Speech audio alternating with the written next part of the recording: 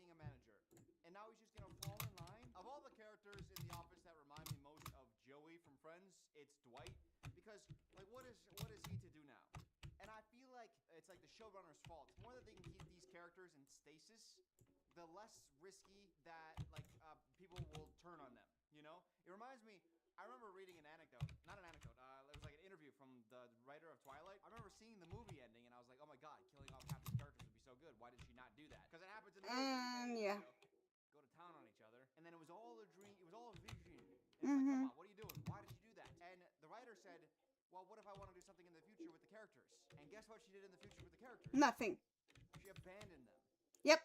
So, would you rather be dead or abandoned? Alcoholic father out there who I just gave the worst idea to. Like 6-7 hours in here. 6, 7, 6, 7. Fuck you, man. Help. You can let one dark joke slide under the rug, okay? But Dwight, he just reminded me of a toy that you're excited about. You're like, well, if I take it out of the packaging, then it's going to lose its value. But it's so much more fun to take it out of the packaging and play with it. I just want to play with Dwight a little bit. You know how I feel about Dwight? He's like a lion. I'm making another metaphor. He's a lion in the zoo, right? And you think, oh, I'm gonna go to the zoo and see the lions. And then you go to the zoo and it's like, oh, it's sad. It's a sad lion because it's in captivity just to be observed. This isn't what a lion is. So who was awarded the managerial position? That was the cliffhanger of season 7. And turns out, Robert California, he gets the job. Although on his very first day, he accepts the job, then drives and goes to meet the CEO, and he asks for the company, and the CEO's like, yeah, sure. Oops, not what I wanted. So now Robert California's the CEO. As much crap as I give Self-checkout, self-checkout. Adhering to like normal business politics, normal everyday office happenings, this is something that happens at normal American offices. If you get hired for a job, you can just walk into the CEO's office, and more times than not, they'll just give you their company for no reason, for free. So, can't really hate on the office here. This is what happens. In reality, fuck you. Kathy Bates, the actress, Well, she did 1 season of the show. She didn't, she had other projects, or just didn't agree to come back, or they wanted to move on to a different person, so they needed to change hands. Sorry.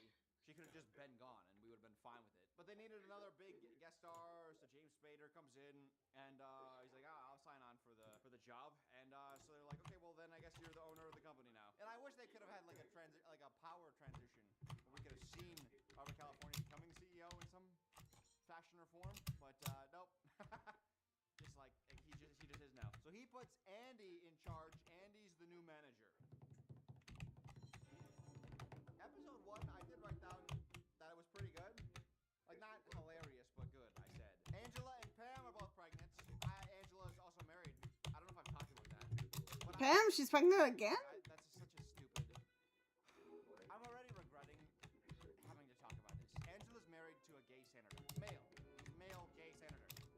So he's not into her.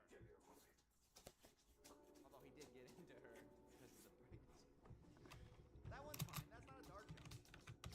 Gross one. That one doesn't need to be brushed under the rug. You can live with that one. Angela in this episode is very unpleasant. Surprise! Brand new season. We're trying things out this year. It's so frustrating because she's unpleasant to Pam. Angela's the one that invites Pam out to be like pregnancy buddies, and she's. Okay, what do I need? She's inviting her out. I will be taking a morning walk and an afternoon walk. Would you like to join me? That sounds nice. Extra. Then they go out on a walk. Bourbon. Pregnant, and I don't know if I should. Bourbon. Angela, that's pretty transparently me. I don't have bourbon anymore. Nice amounts of coffee. Yeah, I think you should. Oh, no. I already did. Every interaction is just. That's her like being rude. And it's like I don't. spicy rum. That's never gonna. I'm never gonna wrap. Is my it head around bourbon it. whiskey? This is amusing. You know, maybe we should just have our own. Oh, it pregnancy, is. Not pretend like we're in Fuck. this together. And I'm out of that. Because Stanley wants to be left alone. We understand his irritability. Whiskey. Getting caught up in the shenanigans. But when Angela is inviting Pam out, when Angela wants to be around Pam, and then is just constantly mean to her, with no redeeming qualities, that no is my answer. No. Bad. Bad. Oh, and Stanley too. Stanley's trying out this joke where he'll like go on for a long time explaining something, and at the very end he says, "You take it and you shove it up your butt." Shove it up your ass. And shove it up your butt. All right, fine. And I like that because hey, that's just a natural occurrence. Your coworker is trying out a new joke. Sometimes it's funny, sometimes it's cringy. I enjoyed that. But this culminates in the deleted scene. This is the deleted scene. Jim took he had some jury duty, so he took off. It come to find out he actually only had jury duty for like a day or two, and then the rest of the days of the week he just skipped and pretended like he had jury duty. And when everyone finds out, they're upset with him because all his workload fell on them. You should never put your load onto other people. No, Wise I words. was trying a load joke there, and I just there's something there, but I don't know if I want to think that. You should talk to HR if your coworker puts his load on you. I don't know. Oh yeah, I need a bourbon whiskey. Jim gets on everyone's bad side because they all find out. So the way he makes it up to them is to buy black licorice because no one likes black licorice, and it's like That's a lot. Nice. So he's like, hey, What are you doing in the middle? Do you know how easy it is to win back coworkers? You take them out for a meal, or you bring in food. You bring in donuts. There is an episode. The salesmen are all making a bunch of money, and they're thinking about having to like give like a certain percentage of their new funds. That's when Saber took over, and then they just bought a bunch of food for the rest of the employees, and that smoothed everything over. Let's make them all chill. For some reason, they don't. Oh boy, that was stuck. That train, and Jim recognizes where he's going, and he jumps in front of him. Take those black licorice, then go get some of those red licorice. Take them in your hand. Shove it up my butt. Damn it, Jim! I'll kill you dead. This Stanley. I'd kill you. I'd kill you dead. Stanley has just been monotone, one notes, one joke for years. Angry Stanley, when he was yelling at Ryan in like season 2, that was really funny. Angry Stanley should have come out a lot more. Did I stutter? That's another great episode. Well, not great episode, but it was another great Stanley moment. Give Stanley. Imagine having Stanley with a personality. That's what I want. Is that so much to ask for? Episode 2, a feel-good episode. Robert tasks Andy, the new manager, to like double their sales. I gotta say, working like a run-of-the-mill job, like corporate America, any job. If your boss is like, hey, I need you to put in a bunch more effort for no reward other than I'll get a tattoo, that's the reward. And then to watch them all jump up and be like, yeah, let's get to work. And then they work really hard. Like, I've never been in an office. The only reward is like, I will give you money if you work harder. That's the only so perfect. That's the only way I'm gonna work harder. But they all like jump on it and they're all like, yeah, we're gonna get you a tattoo. Oh, But I understand what they're doing. They're showing up, Randy. I think just the episode needed a scene where they're seeing how difficult Robert California is making Andy's job, and Andy's like kind of having difficulty treading water. So they see that and they're like, okay, let's come through for him. I need the And then they get the promise whiskey. of the tattoo, and they're like, you know what? Let's do it for him. I think that would have helped flesh out the Whiskey. episode a little bit more, given the workers more motivation to work harder. If we understood, like this is it's more about like helping out Andy. That is not episode the 3's whiskey. Cold open. I love this cold open. This is fantastic. This is just regular coworker humor stuff. So they walk by and they see a dog in the parking lot. Sorry, I'm laughing because I'm picturing Dwight. He has like a slushie or something, and he puts it through. What else do I need? Wine with silence. That's hilarious. But just like the witty banter, and I love it so much because there's one problem I don't have. and they're all just it's just all just like crisp dialogue. It's not in direct sunlight. So what, Andy? You want to just let him die, you scumbag? Here, we're losing cloud cover. Oh, don't try to get in on it now, Michael Vick. Hey. Vic did his time. The Michael Vick jokes, maybe. Listen, I'm a football fan, so those jokes will stand the test of time. Michael Vick was a dog fighter. He was an NFL player who had to go to jail for fighting dogs. Not himself. He didn't fight the dogs, which would be probably better for him. He made dogs fight, but if he was in the ring fighting the dogs himself, I think people would respect it a little more. But And I say that like partially joking, but I also think that's true. I think if he himself fought the dogs, I would have a higher opinion of him if he fought the dogs. Even if it was like a team match where it was like him and 2 dogs versus 3 dogs. It doesn't matter. And then the button of that bit is where Kevin earlier in the scene is like, hey, I'm gonna go to my car, and as soon as it's too hot for me, I'm gonna press the horn. So that's how you know that the dog is gonna be too hot, right? And they all go inside, and Kevin. the dog is gonna be a hot dog. Horn talking. That's great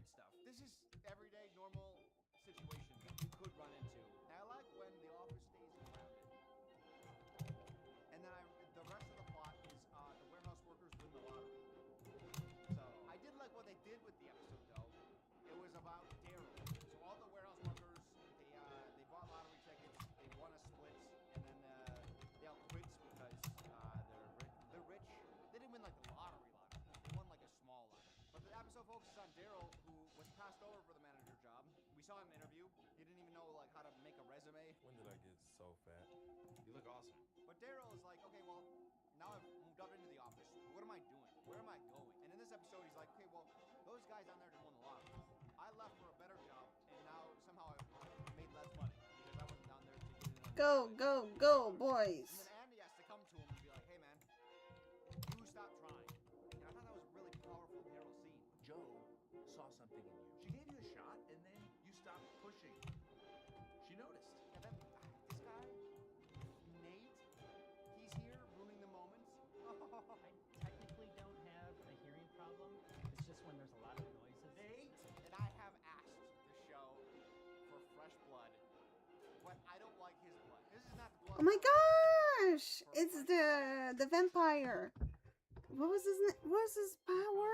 It's just when there's a lot of noises. Nate and I have asked the show for fresh He blood, was the but I don't emotional like his blood. vampire. He was sucking the emotion. It's not funny, and I'm so sorry. There's probably like one Nate Stan out there who runs like a Stan fan account or something. He's been waiting.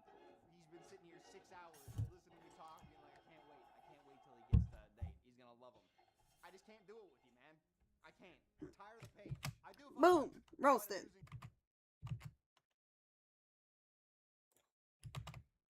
Though that they had to hire a whole new warehouse crew because they all quit. And Daryl, who's also depressed, he tells the warehouse workers like, "Hey, yeah, you'll get this job, and you'll be here for 10 years, and you won't find meaning in the job." The next thing you know, it's 10 years later and you're still there. There's better lives than this one. And I'm like, this is the warehouse part. I worked in a warehouse. If you told a bunch of prospective warehouse applicants that they're gonna have a stable job for 10 years and they just won't find meaning in their job, they'd be like, oh my god, sign me up. That sounds incredible. They do not care. Warehouse workers are different. You can't Yeah. take your Hollywood privileged mindsets and apply it to just like everybody. Warehouse people are different. I worked. Okay, let me tell you something. One warehouse job I worked in, it was like a newer building, probably like 3-4 years old. And as they were building the warehouse, one of the guys was up on a lift high up in the air, and he had a hammer, and the hammer left his hands, and it came down, and it scraped some guy's face off, another worker. And one of the workers that was there for it, that I was talking to, was like, yeah, I literally, I had to drive him to the hospital. I could see his skull through his, through nothing. The hammer scraped his face off. There was another guy, like 2 years after that incident, who was impaled by Wheat. and we all knew this, and we were like, okay. And then we continued to work. Okay. We continued to clock in, and then we all went, hopefully that's not us. You know what I mean? We're not looking for meaning in our lives, all right? We're looking for a paycheck. You can't depress them any more than their lives already do. I wrote that down. That's funny, all right? You better have laughed at that. Back to Andy. They're converting him into like a Sorry, I didn't. figure. I think they really want to turn him into the Michael. Michael had this way of disarming you, where he would say things that are insensitive and ignorant, but he found a way to walk that where he could still be likable. I think they wanted to do that with Andy. Other people being horrible to him made you like him. He kind of did that a little bit with Angela, but then he hosts a garden party. The gang there at the end of the episode, his family's horrible to him, and then they all lift him up, and they all show some camaraderie. I think if I had parents like that, I'd be trying to convince everyone all the time how great I was. Mose drove someone's car into like a tall grass. That was really funny. I wanted to mention that. As much as like season 8 and 9. I don't remember. The early part of season 8, I think it's 5. There's the Halloween episode 5. Robert California, he starts collecting people's deepest fears during the course of the episode and through the night of their party. And then he starts weaving that into a tale. A scary tale that will hit everyone's fears. And Kevin, I will tell you, he's a striver. He's always striving. I want to be wined and dined at 69. What was Creed? Creed's was That's snakes. funny.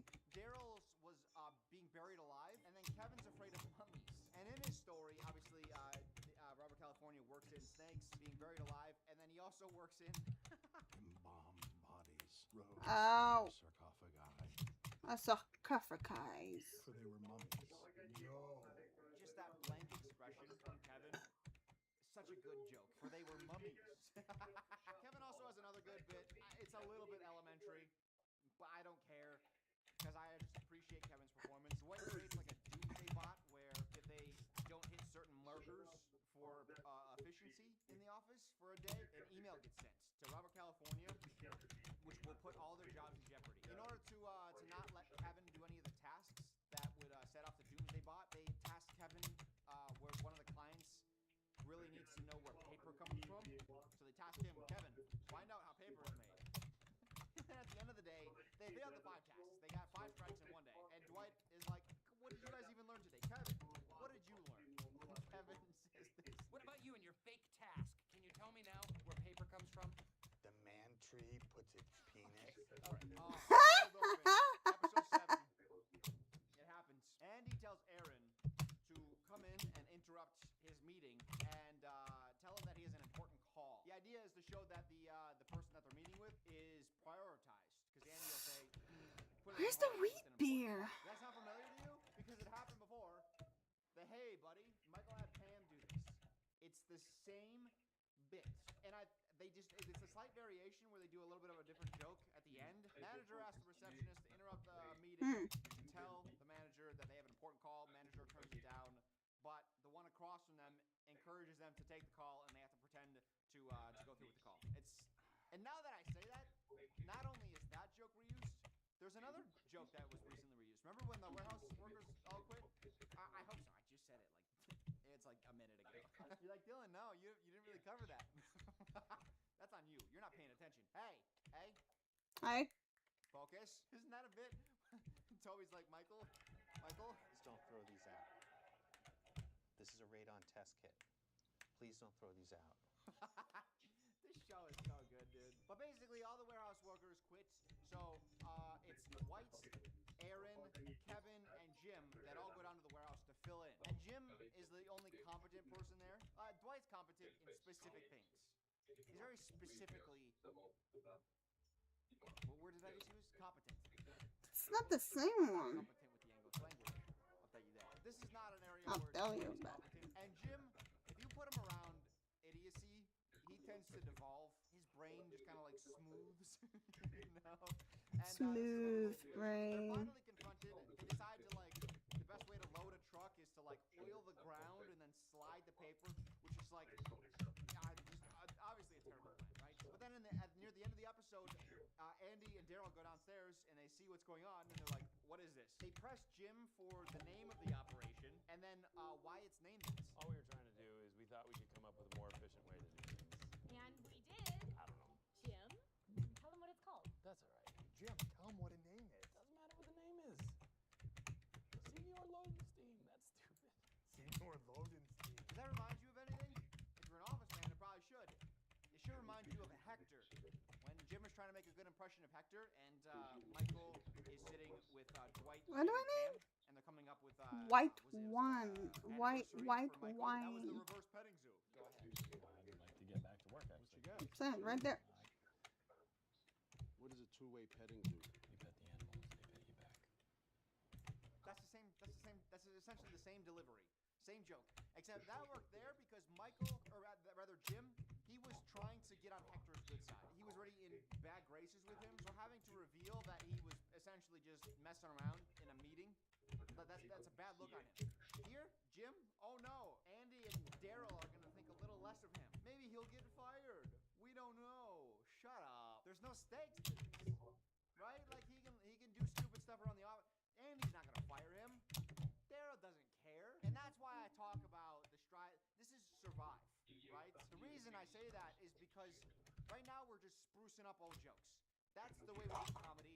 What did we used to do? It does not. Can we do It that does not with, look like, good. 5 I need to seconds? change It's the this. same stuff. Okay. I'm gonna say this.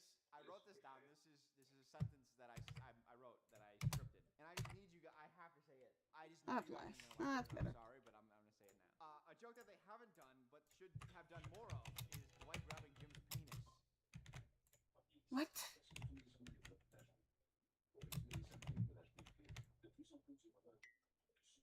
In this episode, Dwight is convinced that Jim finds one of the new temps attractive, and the Dwight way of figuring out if that's true is if there's increased blood flow to the crotch. And the only way to feel blood blood flow is with your sweaty palm. I'm stumbling. I need something to grab onto. Hey, are you okay? I'm fine. I'm totally fine. Listen, I have lamented like standard business practices, but it is deeply inappropriate and high cause for firing. Not that anyone ever gets fired at their job. This episode felt like it was building to something because Jim is adamant he does not find this temp attractive, and Pam is adamant about getting him to admit that she is, and that's why she recruits Dwight to help her get Jim to admit it. And this culminates with them, with Jim doing like a blood test. They're like checking his blood pressure, which is like a de facto lie detector test because it's Dwight, you know? And I thought Dwight was gonna be like, hey, your blood pressure's high. And I thought that was his way of essentially quelling Pam's uneasy mind because she's pregnant. And I think Jim, even in this episode, is like, hey, I'm not gonna admit to my wife if I did find her attractive. I'm not gonna say that. That's crazy. Which is a good call. No, I'm not going to tell my 9 months pregnant wife that I find her replacement objectively attractive. And I thought Dwight was gonna kind of be on his side. We're into the final 2 seasons, and I'm gonna talk about this more in season 9. But the friendship between Dwight, Pam, and Jim, it is kind of the highlights. And I wish they would have touched into it more. I thought this was gonna be one of those moments where Dwight was actually kind of helping protect the relationship by being like, your blood pressure is really high, and kind of diverting Pam's attention from is he attracted to the temp to Jim might have a health thing. So help kind of like swing away from something stupid and trivial. Swing and a miss. And is only gonna possibly deteriorate the relationship, but no, it just turns out Jim just does have high blood pressure. And then the episode's over. Not very alcoholic. I want to have another one. Are you sure it's Twist? Twist, oh, fuck you. Ow. Why is it so sharp?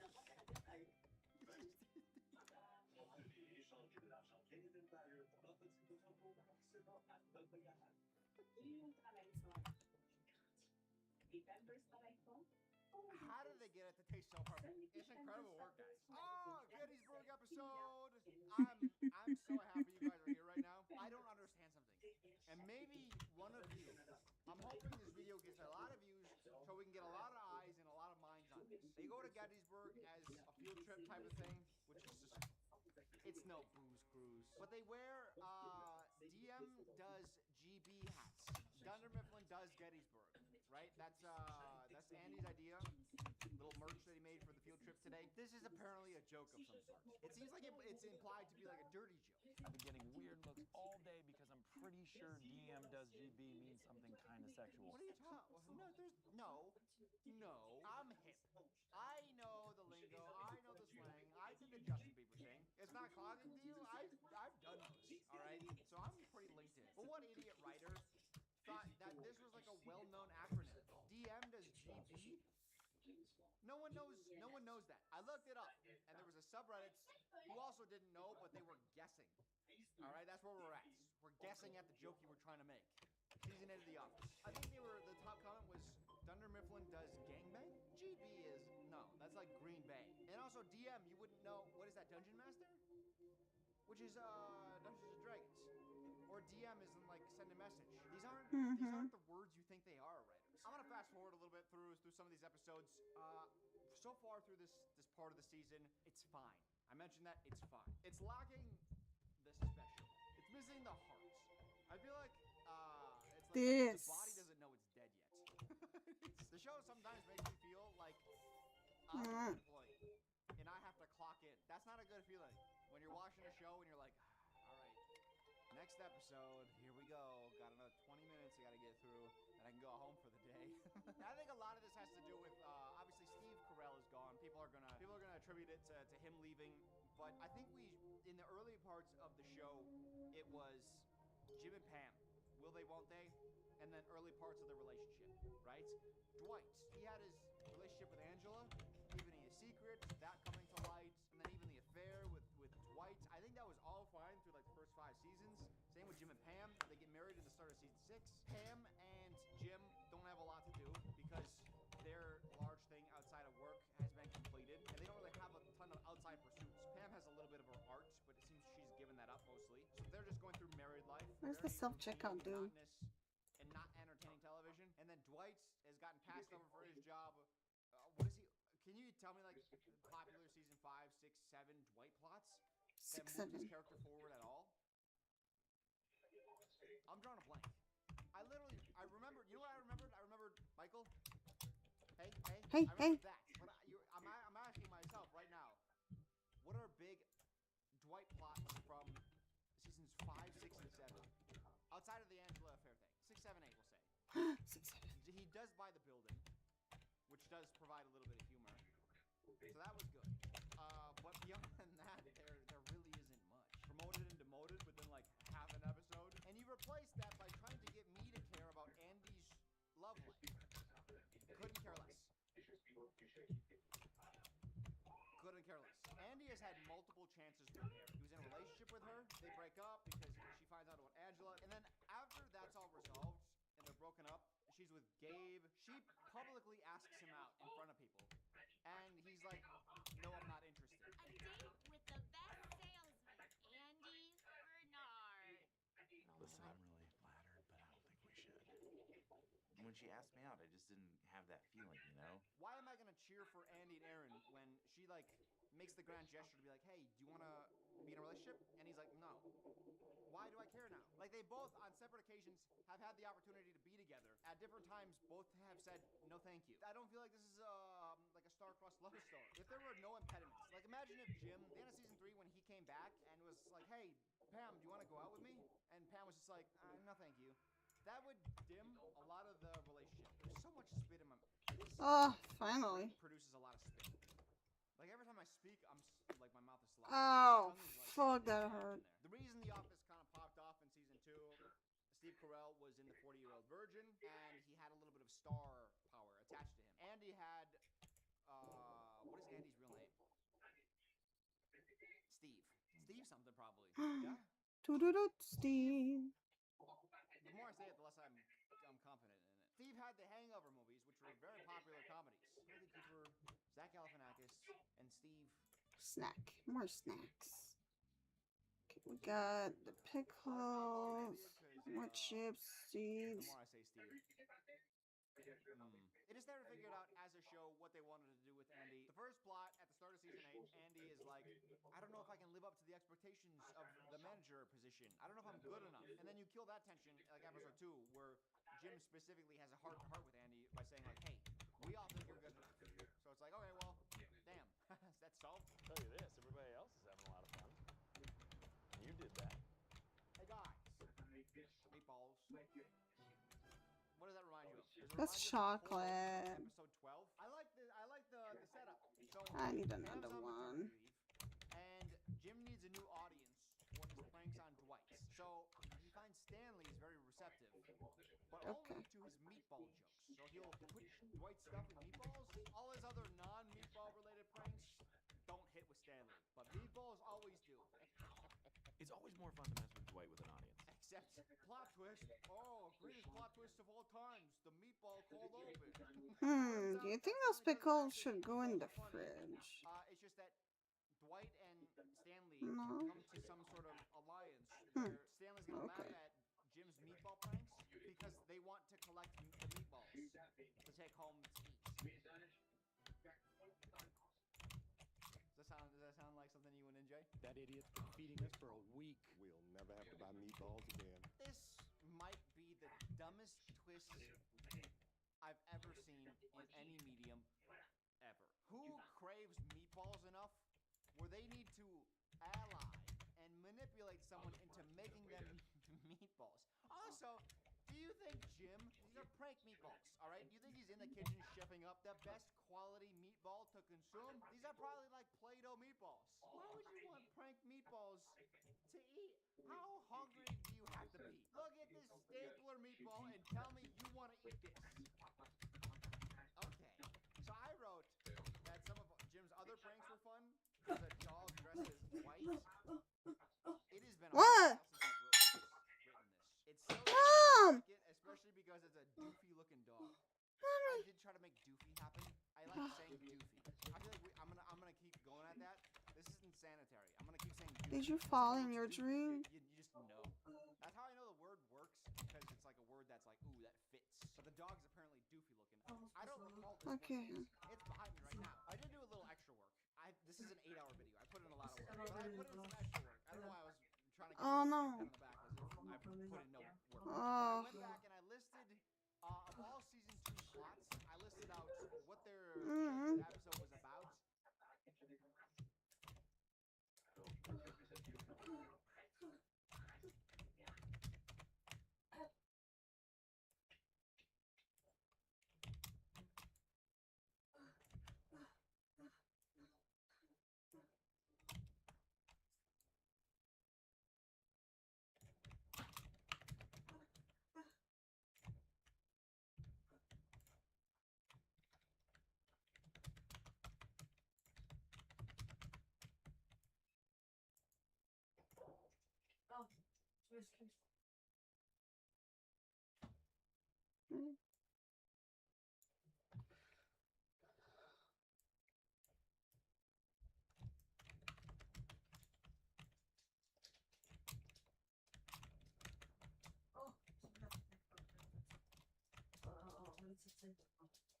I don't know. Fique pas là-bas.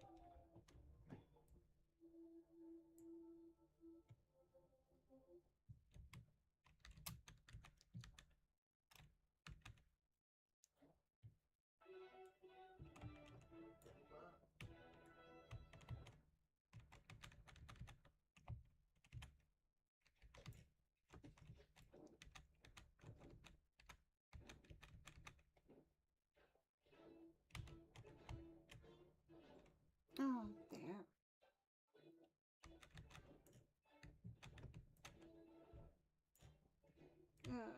Do I have a crown? That is not.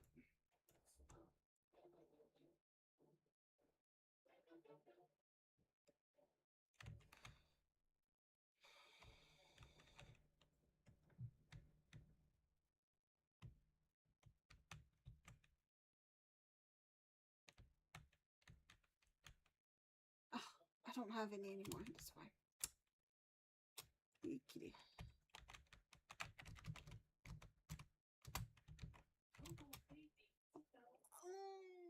Why not? Perfect. Cider.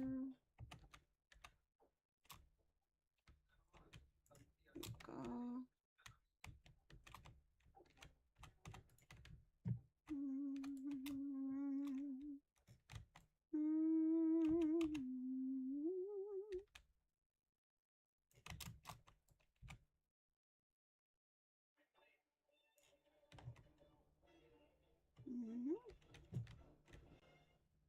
Oh, it's full.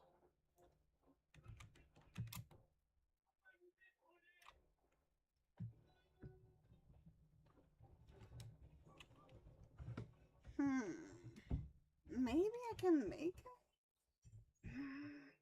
No, I don't think I can. It's kind of dumb. Primarily what is season 2 of the 22 episodes, 21 of them felt very grounded in realism. And I'll just kind of, listen, this doesn't look like a lot of work, all right? And it wasn't, all right? I realize I have to show my work, and it's not impressive, okay? But then I also listed out the plot for the first 12 episodes of season 8. 6 of the plots are wacky. They're not grounded in realism at all. 6 of the 12.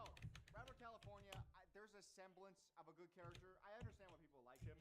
If that's your humor, it works. It was always just too smooshable energy. Just all the time. All the time. Like, let him have just like a little bit more of a personality. It can be funny in bits and spurts. Well, I don't want to talk about smooshing and spurting. Maybe I do. I'm so sorry for that. Ham says something in You know what it is? She comes back to the office after being on maternity leave, and she says, I really thought I'd be more excited to be here. Well, I really thought I'd be more excited to be here. Oh, game face, baby. Game face. I think in the lottery episode, Hey, it might oh, have been a game different face, episode. baby. I think Pam was saying, like, what would she do if she had won the lottery? She said she wanted to live in a big city and focus on art. And I wanted to note this because we're establishing a few things here. Number one, she's been away from the office for a little bit, and she having to come back doesn't thrill her. And number two, if money was no object, she would like to live in a bigger city. Golly, I do sure hope that these two things that are just found to be true in season 8 don't suddenly change in season 9. Episode 14 was a downhill episode for me because of Daryl. Daryl, the less I saw of Daryl, the more I liked him. I liked Warehouse Daryl. I've made that point clear. I don't think he's that funny. But in episode 14, so much spit again. I yelled out loud, vocally. I don't make noises normally when I'm watching stuff. Sometimes I'll give a little laugh. But I yelled, and not a good way either. So Daryl, he's got this new budding romance with Val, who is a recent hire. Remember? They won the lottery. She's the new lead in the warehouse, and it's Valentine's Day, okay? Val gives him a present. It is a knitted beanie. Daryl gives her cashmere gloves. But when Daryl goes down to give her the present, the gloves, he notices that all of the other co-workers, the warehouse workers, they're all wearing the same beanie. He realizes it's a friendly gift. Frankly, I think this whole thing is stupid. Like, do adults really give Valentine's Day gifts to their crushes? Are we 14? You give Valentine's Day gifts to your partner, sure. But then when Val notices that he has a gift, she's like, is that Oh, like, I think I forgot to set the price, didn't I? Nate, he's back. Oh, Daryl. I am glad to be in your life, too. Nate wasn't the problem here. He wasn't the reason I yelled. He was not the propeller of the yeller. I yelled at Daryl during this scene. Can you give me anything? Can you give me anything? It made me realize that I just don't think he's a very good actor. Craig Robinson. With the Steve thing, I was like, I'm not gonna get any names. Craig Robinson. He had a gift that he wanted to give Val to express his interest, and then he realizes that the gift she got him wasn't as meaningful as he thought it was. So he instead was like, no, I'm gonna give it to the next nearest person. Gives it to Nate, and it's cashmere gloves, which is a weird thing to get another guy. But either way, look, there's just nothing on his face in this whole scene, and there's nothing in his voice that there's no humor. Oh, this is a gift for a man Nate here. What? Yeah. This is Yeah. You wanted to give your female coworker a present to signal interest, and then you at the last minute to not feel stupid, you divert, and you're like, no, it's for you. So now you've created a bigger misunderstanding, and this is your face through all of it. Where's the effort, my guy? And then he tries to jim the camera, but also like just give the gift to her if you wanted to get it for her, right? They're gloves. They weren't like a pack of condoms. Like, what? They're gloves. She got you a beanie. You got her gloves. We're equal. And then I yelled again, but not at Daryl, at Jim. So Robert, California, they have a sales pitch down in Florida, and he wants Jim there for it. Jim doesn't want to go. He decides to send a text message with 2 question marks, and Pam is like, no, just do 1. And then Jim faces the camera. 2 question marks is kind of aggressive. You know, it's like, well, what? Just do 1. Buddy, that's your wife. What are you looking at us for? I don't know. I don't even know what your problem is. Why are you looking at me like, hey, you're on the same side as me, right? No! Your wife said something weird. You figure it out with her. This is pissing me off. I don't even know why that bothered me. I think the lack of heart in season 8 is just making everything a little rough around the edges. You Jim face when there's something crazy that happens in the office that's outside the norm, and you're like, hey, we're on the same page. When your wife just makes a normal comment about a text, we're not on the same page. I don't know why you're looking at me. You're making me uncomfortable. Did you think you were gonna root for Daryl and Val? You're not. Why?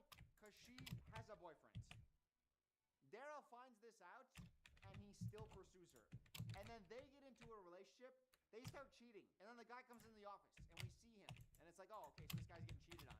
And we're supposed to feel good about Daryl and Val. Just so you know, me and you, I don't don't think that's ridiculous. And they're open about their cheating too.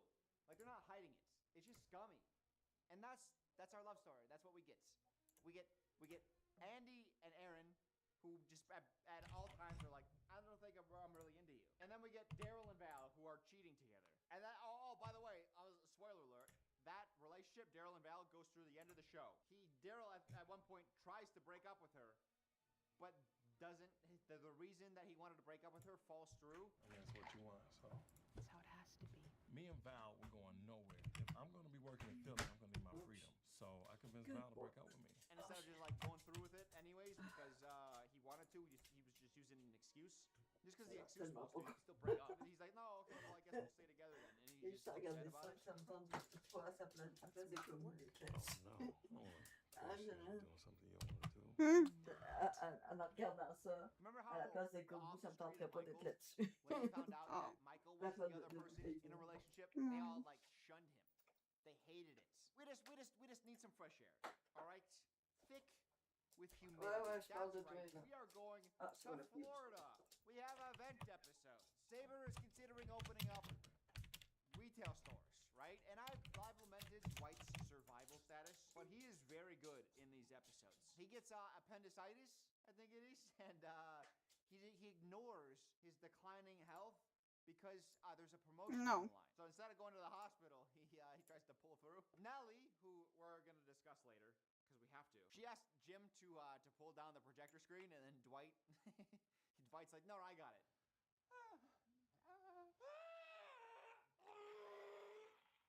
When Dwight finally succumbs to his appendix going bang boom inside of his body, he is on the gurney and he says this to his appendix going bang boom.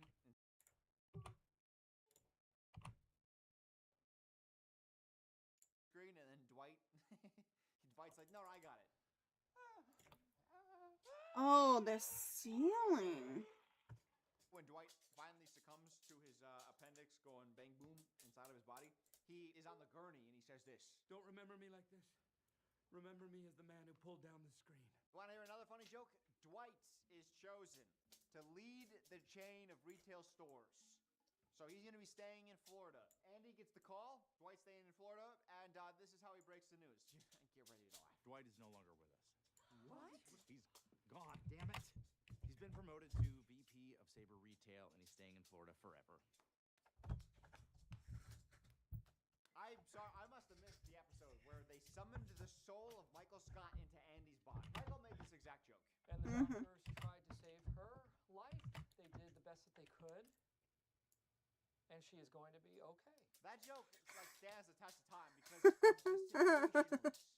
the situationality of it. Gotta be okay. That joke works in that situation because he hit Meredith with his car and he was trying to obfuscate that information so that people wouldn't hate him. Andy being upset that Dwight will be leaving and then using words and language that gives off the impression that he died. Nice. That's not Andy. Andy is not like Michael in that he's so ignorant of what he's saying and doing. We know as the audience that Dwight is fine and he's going to be in Florida, right? So us, the audience, understands this. When Michael hit Meredith with his car, we don't know because that was the cold open, hit her with the car, credits, and then he comes up into the office afterwards. We don't know her state. So us as the audience, we're kind of hanging on with bated breath like, wait, what did happen? Is wrong with you? If maybe his appendix bursts in the office or in the meeting, and then they do the joke, like maybe it could work there, but that was like 3 or 4 episodes ago. Well, the way you said it made it sound like he was dead. How could I have been more clear? He had a massive stroke of good fortune, and he is now in a better place. Are we supposed to believe that Andy just doesn't understand how his words come across? Because that's not his character. That's Michael's character. And just because Andy's in Michael's position doesn't mean he's in Michael's brain. Michael's brain is in his. They don't tell you that the second lemonade really starts hitting your head a little bit. Everything is back to normal. The second lemonade. It's harder. Regional stores or whatever, and then Jim sabotages him, but just because Jim knew that Albert California was gonna DOA the project, he wasn't gonna open retail stores, so he would have to just fire Dwight, and he tackle Dwight, and then none of it matters. Yeah. We go back to Dunder Mifflin. We go back to Scranton.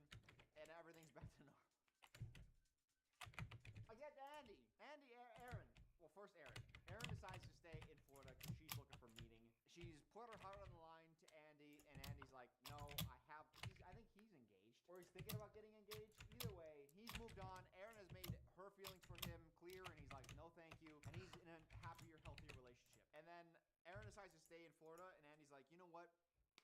I'm gonna go down to Florida and win her. So Andy's not into Aaron. He's had every opportunity to be with her, and he's declined.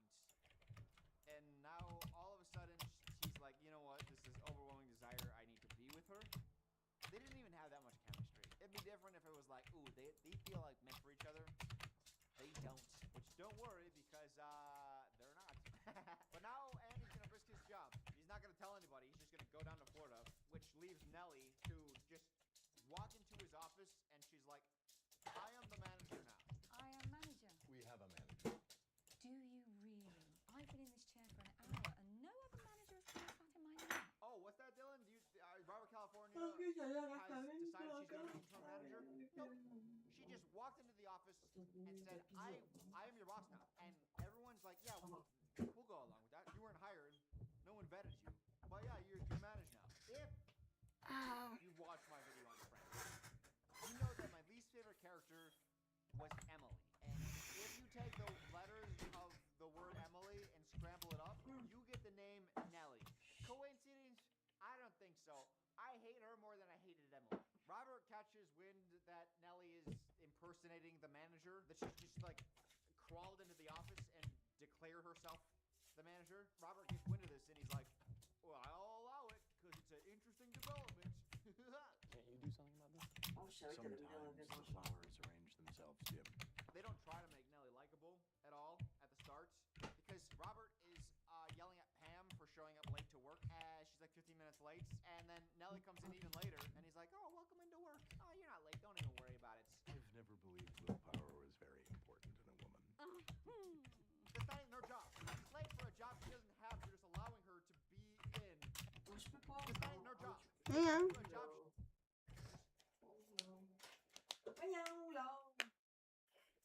Sacrifice today.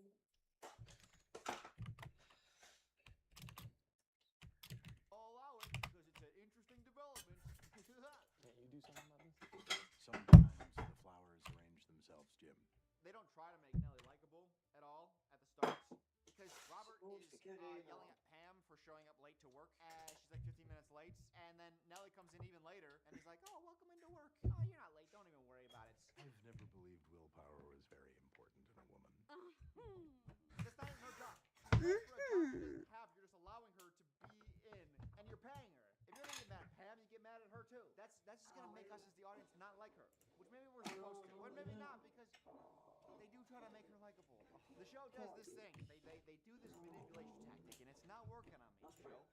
The Office. Jem and Dwight are ordered by Robert to help her move.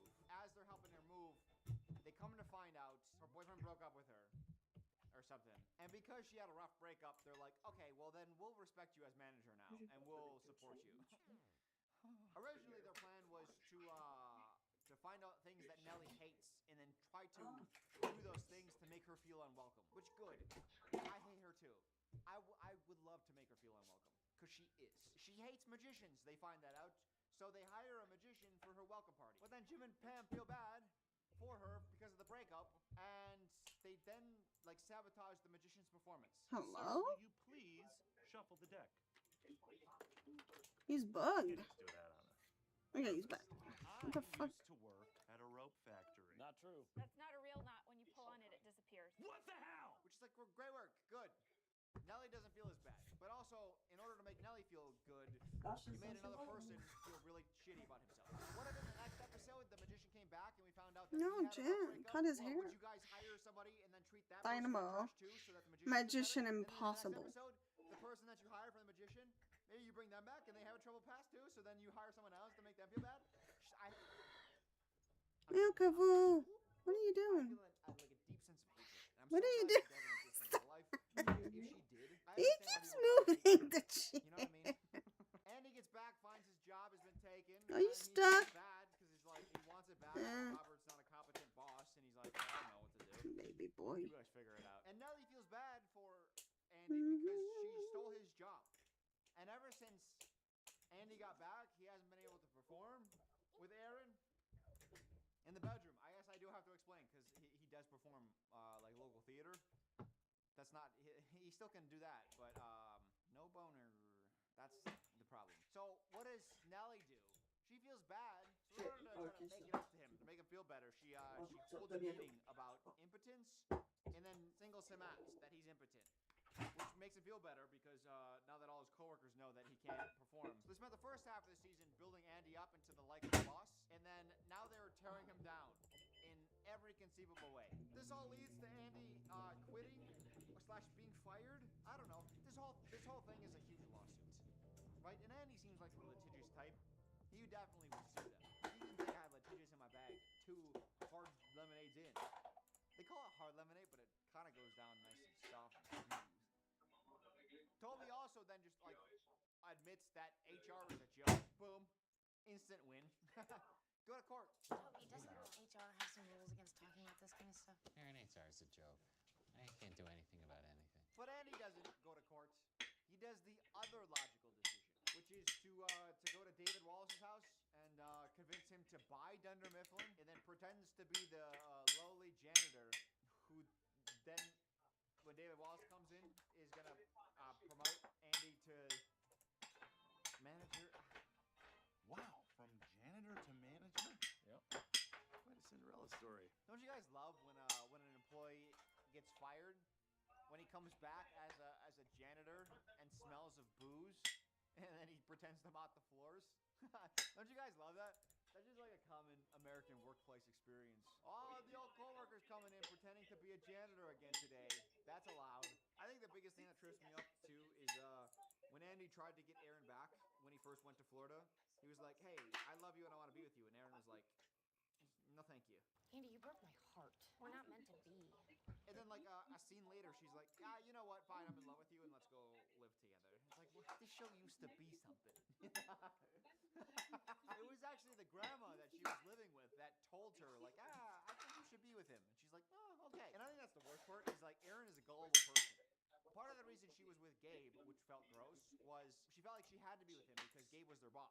It's just nice to have some time away from Gabe. Why don't you want to eat lunch with your boyfriend? I really don't like spending time with him. She's gullible, goes along with things. So is she going along with this because she feels like she has to, and she's just making the best of it? That feels gross. So David Wallace, who again, he was forced out because the company was sold to Sabre, and then he made a bunch of money doing other things, and then he was convinced by Andy to come back and buy the company, buy Dunder Mifflin, which is a company that failed so hard that they had to sell to another company, and now he's gonna be like, oh, I could be the one to save it, even though you were there as CFO and couldn't save it. You think it's the wisest decision to buy it now after it has failed again. And because Robert California is wacky, he does convince David to give him like $1 million to go hook up with like Asian teenagers or something. I don't know. It's super freaking weird. David has generously offered $1 million. So for the next 3 years, I'll be traveling overseas, concentrating all of my efforts on educating some Asian, but mainly Eastern European women, especially the gymnasts, in perfecting their bodies. And then he kisses Andy on the lips, and he's gone forever. Thank goodness. You're not doing a mockumentary. Go to How old is he? 3-camera sitcom. Looks like he's 1 year old. Nonsensical plots. Don't do that here. Not in this show. That's not what we do here. I've decided. I have decided. That bothered me most about that was David Wallace represented to me the best of The Office. David Wallace isn't funny. At least I don't think there's any jokes that he delivers that are really good. But he was the kind of the no nonsense, just corporate type, and then the shenanigans around him from your main cast.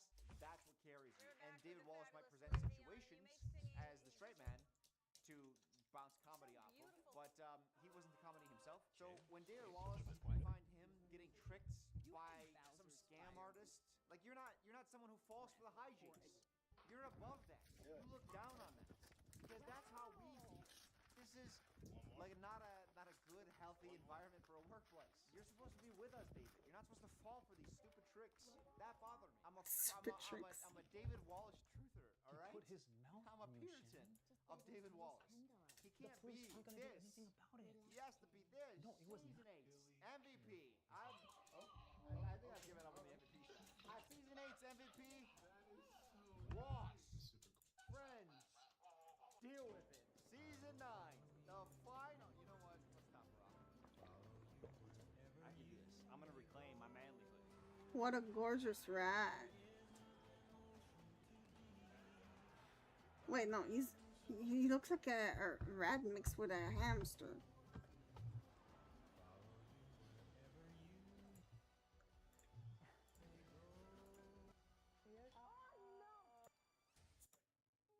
Season 9.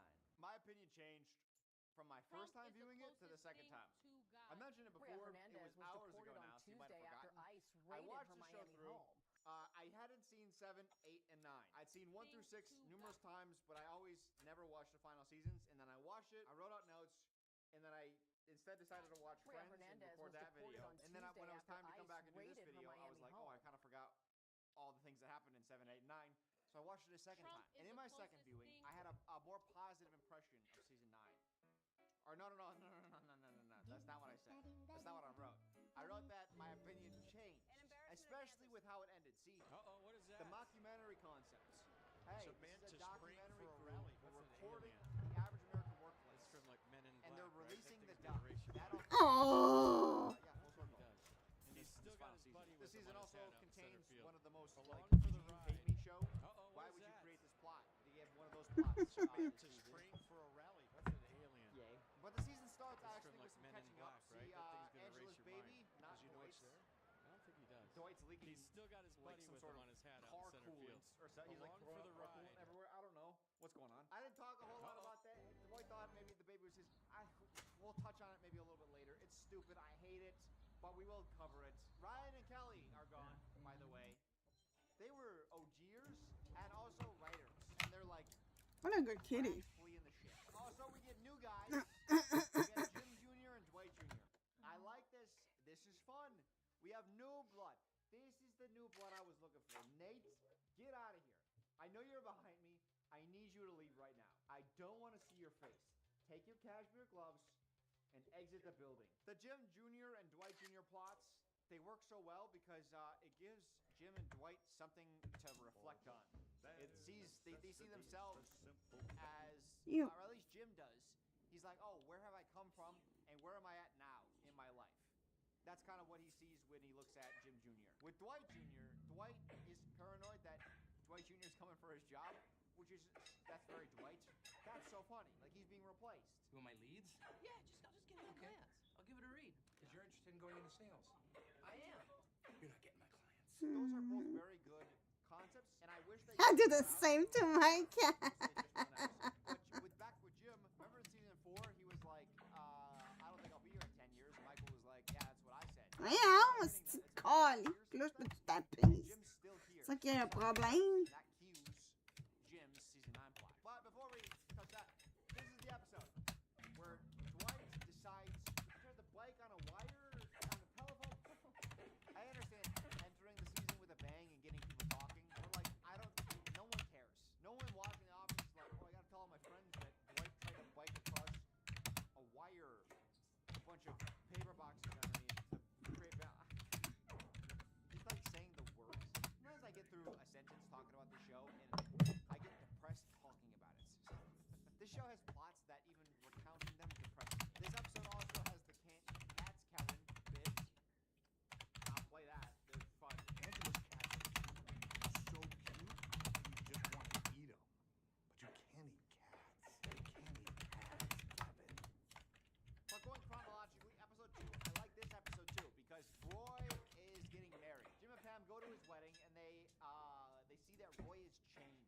He's improved his life. I think he's got his own company now. He's like a millionaire. He's got a nice house. He's playing piano. Pam was like shocked that he changed. And I think it's so interesting watching your ex who you left. They improved themselves. And now you're like, oh my goodness. Like there's a conflict of feelings. If you're gonna do Pam and Jim having a relationship issue, that's who should have leave.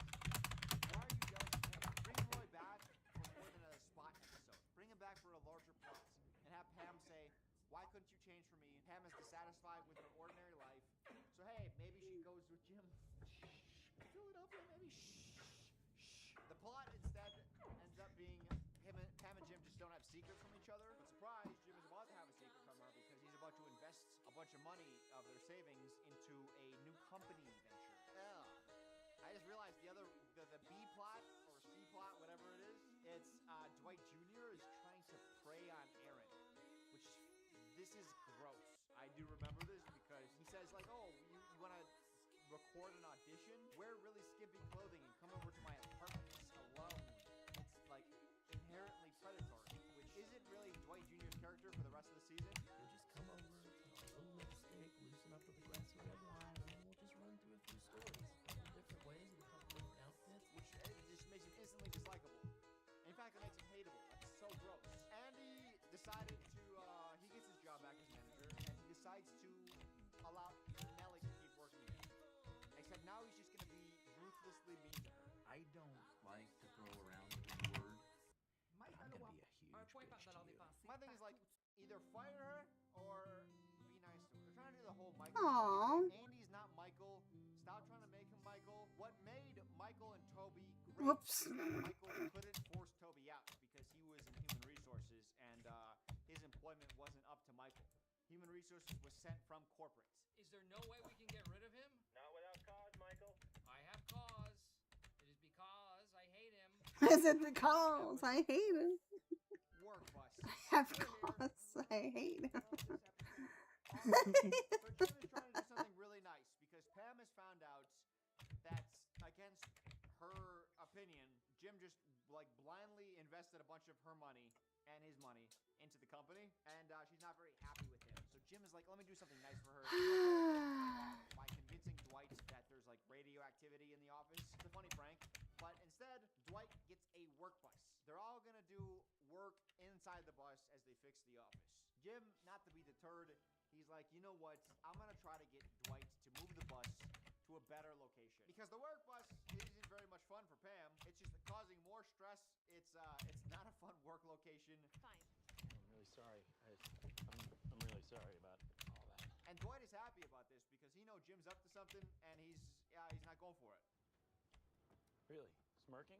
You forced me to spend money on needless repairs, and now you're locked in a prison bus, and your woman drips with beverage. So Jim got Dwight. It was pies. He got Dwight to. I guess he almost created a mutiny to like go get pies. And Dwight was like, "Fine, we're gonna go get pies." And then they get into some car trouble. And then Dwight and Jim get into like a really big tiff, like an actual fight where they're both like yelling at each other. They're both angry. Help me out? Can we maybe take this thing somewhere or do something to not make this the worst day ever? Are you kidding me? Dwight, come on. You win. We have been battling for a long time. Make this the worst day ever. Are you kidding me?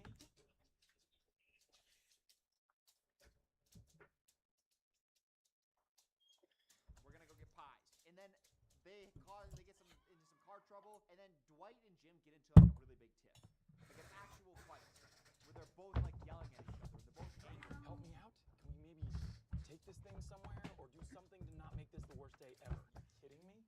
Dwight, come on. You win. We have been battling for a long time, but you know what? You win, because you are the winner. You are the alpha male. There you go. Now, anytime Dwight's angry at Jim, it's because Jim is pranking him, so Jim is always kind of doing like the cheeky thing, and Jim is almost never mad at Dwight. So to see them both upset with each other, we were like on the precipice of like a real moment here. And then Dwight like just removes himself. He goes through the roof hatch. Look at the shot.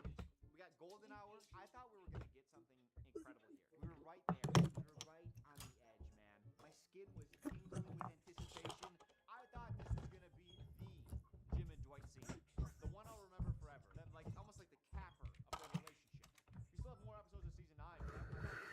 But he mentions their long battle. That's why I thought we were coming to a culmination. But now we find out what truly is bothering Dwight. I had Congress with Angela, and the child that she bore did not issue from my loins.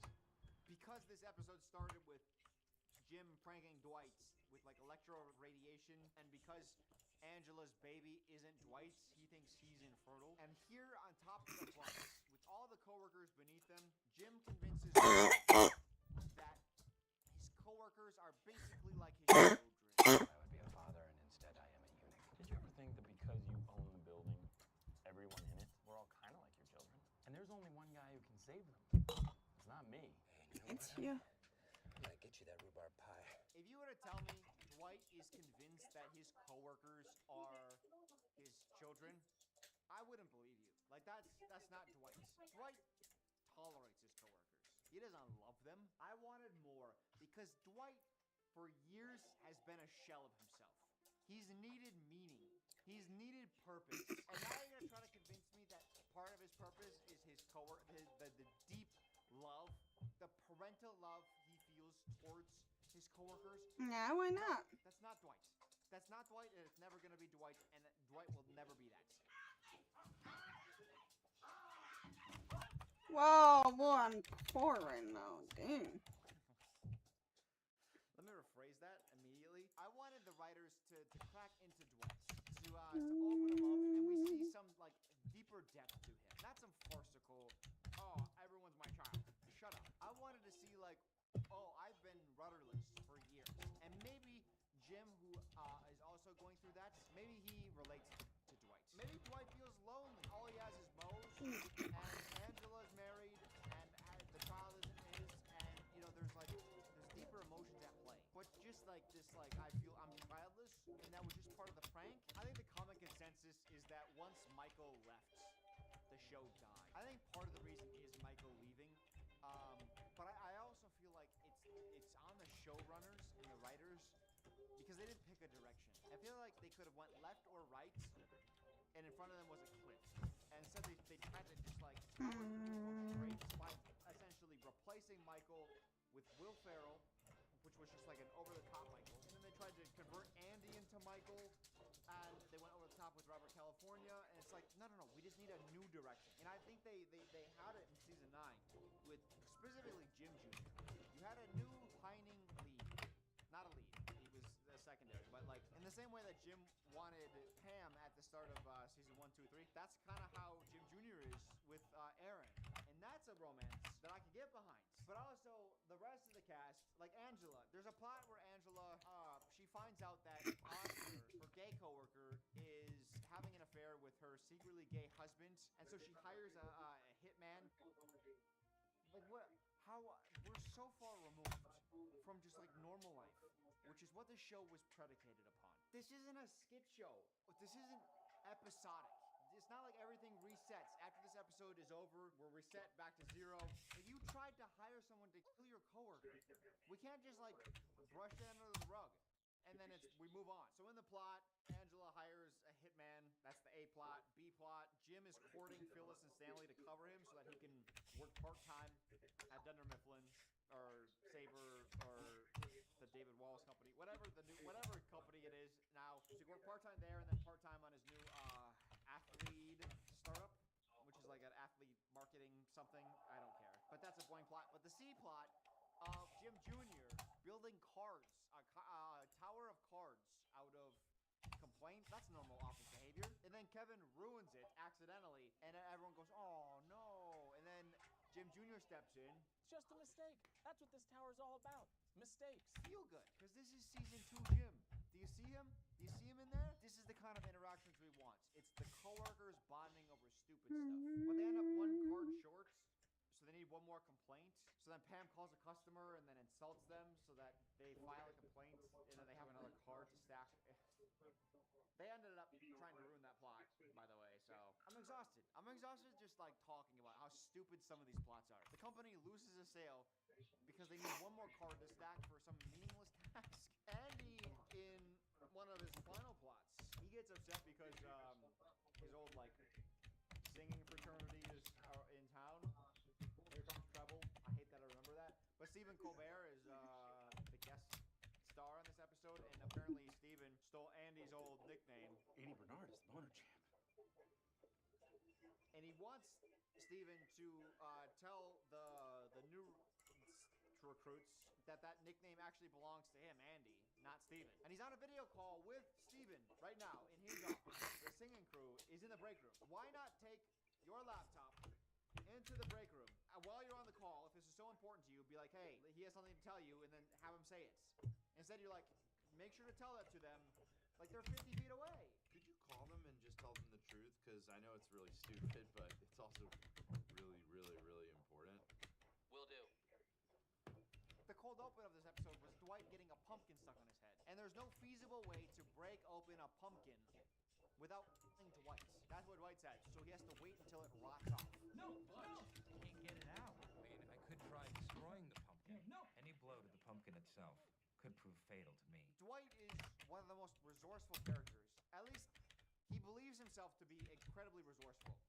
And there's no way he can solve getting the pumpkin head off of him without dying. Dwight, at multiple points, we find out he has stashed weapons throughout the office.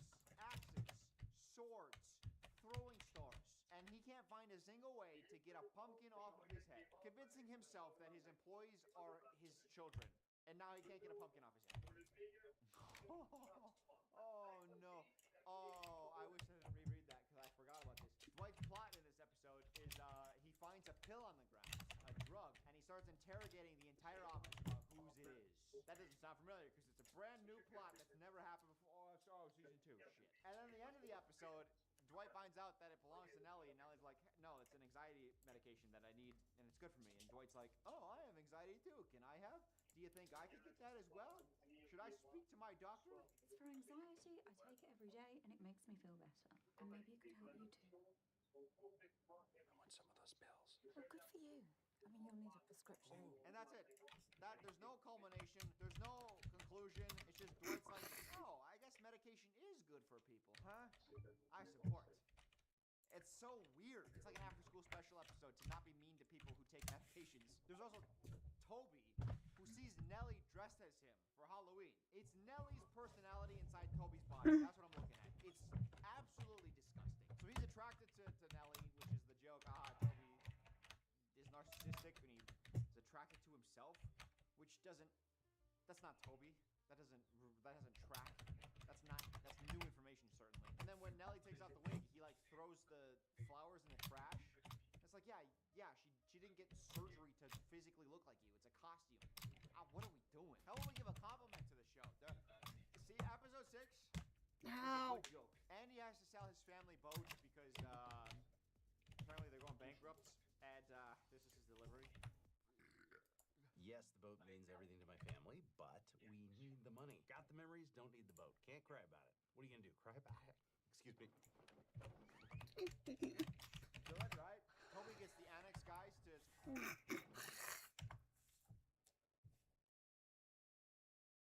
We need the money. Got the memories, don't need the boat. Can't cry about it. What are you gonna do? Cry about it? Excuse me. Excuse me. Good, right? Toby gets the annex guys to grow mustaches, and Toby, hey, he's kind of funny in this episode. Smile if you love men's prostates. Smile if you love men's prostates. Even after the acapella episode with Andy, they tee up a moment where Andy's sitting in the conference room, and he's realizing, like, why does this nickname matter to me so much? And Aaron's there to console him, being like, hey, like, who do you want to be? You're not the acapella guy. Like, what's important to you? And Andy's like, you're right, I do need to figure out my priorities. The things that matter to me most are my acapella days. If I am not boner champ, I don't know who I am. You know, you could just Make a donation. Well, I was gonna say be a mentor. Yes, I'm gonna make a donation.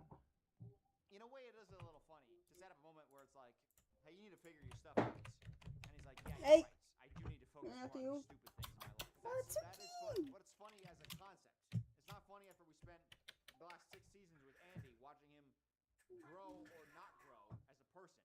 We watched him grow and now he's regressing. And that's not fun. It's the final season. This is the swan song season. Because this scene is like the Holly and Michael, where Michael shows Holly his film that he's been working on so hard. And he's like, if I'm not a filmmaker, then what am I? What is important to me? This is essentially the same scene. And I talked about why that scene was so good back then. And here we have Aaron with Andy, who he gave up everything. He risked his job. He gave up his fiance for Aaron. And now it's like, what's important to me? And it's the exact opposite decision. One that makes him unlikable. Christmas episode. I love Christmas episodes, except the Moroccan Christmas. And also this Christmas. Jim and Pam, they manipulate Dwight into throwing a horrible Christmas party where the food is bad, the decorations are depressing, Dwight dresses like this and then hits people.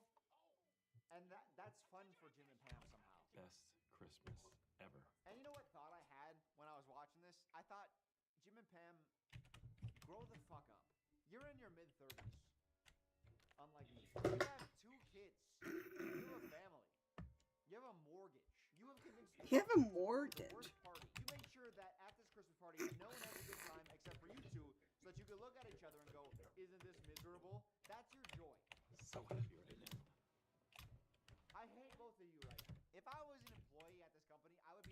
at Jim and Pam. Mostly Jim, because we know Jim is the one encouraging this. We get one Christmas party a year where, hey, Christmas music, whatever, we just get to hang out, not work. But now, with our Christmas party has horrible music. We have to deal with Dwight doing his shenanigans. He's hitting people. I don't want to be here. I'd rather just do regular labor. I'd rather just go back to work. I would hate working with Pam. And keep in mind, Phyllis and Stanley, I brushed over it. Jim asked them to cover for him while he's working part-time. So this is how you're going to repay me? Is by convincing Dwight to throw his shit Christmas. And Jim is out there like, oh, this is the happiest day of my life. Dwight's doing some crazy shenanigans. Oh, I love seeing it. Shut up, Jim. You need a hobby. The more I'm talking right now, the less I respect Jim. You have spent so much time, money, and effort on just doing these simple pranks. If you had just gotten a hobby, you wouldn't be in the rut that you're in. And he knows this, because when he came back after getting promoted, he went over to Stanford and he got the promotion. And then when he came back, Pam was like, hey, I got a great prank for Dwight. I got so much shit. I'm sorry. And Jim was like, no, I don't want to do that stuff, because I feel like I'm going to fall back into the malaise of just like pranking Dwight and going. Did we get all the snack? No, we're missing a lot. I've been sending Dwight letters from the CIA. There's his application. I really don't think I should be doing this stuff anymore, though. If I fall back into the same kind of things I used to do, then what am I doing? And then by the end of the episode, he's back to pranking, and then he's going nowhere. Meredith gets lice. The Office puts her in the worst bald cap I've ever seen applied to a person. She looks like a cone head. Oh, episode 11's kind of fun. This is exciting. So Dwight takes Dwight Jr. on ironically, a father-son sales call, where Dwight Jr. pretends to be Dwight's son. He's not actually, by the way. I don't think I need to say that. He just kind of looks like Dwight. That's why we call him Dwight Jr. And the show did as well for just like a second, and I thought they should have carried it through more. But I like the new hires. This guy's funny. Apart from the Predator thing, the C plot, I'm pretty sure is an espresso brand deal. Like I think they're promoting a product in like an actual canon episode of The Office. Not in like a digital episode. I think they're promoting Nespresso, which is insane to me. In the final season of The Office, on a national network, you're doing a brand deal. My friend has one of these. Foolproof espresso every time. All right, I put my drink down. We gotta do it. We have to discuss it. One of the most contentious plots in all of sitcom history, mockumentary history. You know what I'm talking about. It's the Jim and Pam final season plot. So just to recap, Jim has felt aimless for a long time. At the start of season 9, he had an opportunity to invest in a couple of his buddies' startup, and he'd also work at the startup as well, where he would he invest $10,000 and then work part-time to do what he likes, which is like athlete marketing. Pam, who has over the course of the entire show, she's done a couple things. She tried art school. She went to New York. She failed, flunked out, thought about going back. She's been somewhere between hesitant and opposed. And the more time Jim puts into the company, the more time he's away, because it's taking place in Philadelphia, and they're in Scranton, which is, it's about a 2-hour drive, 125 miles.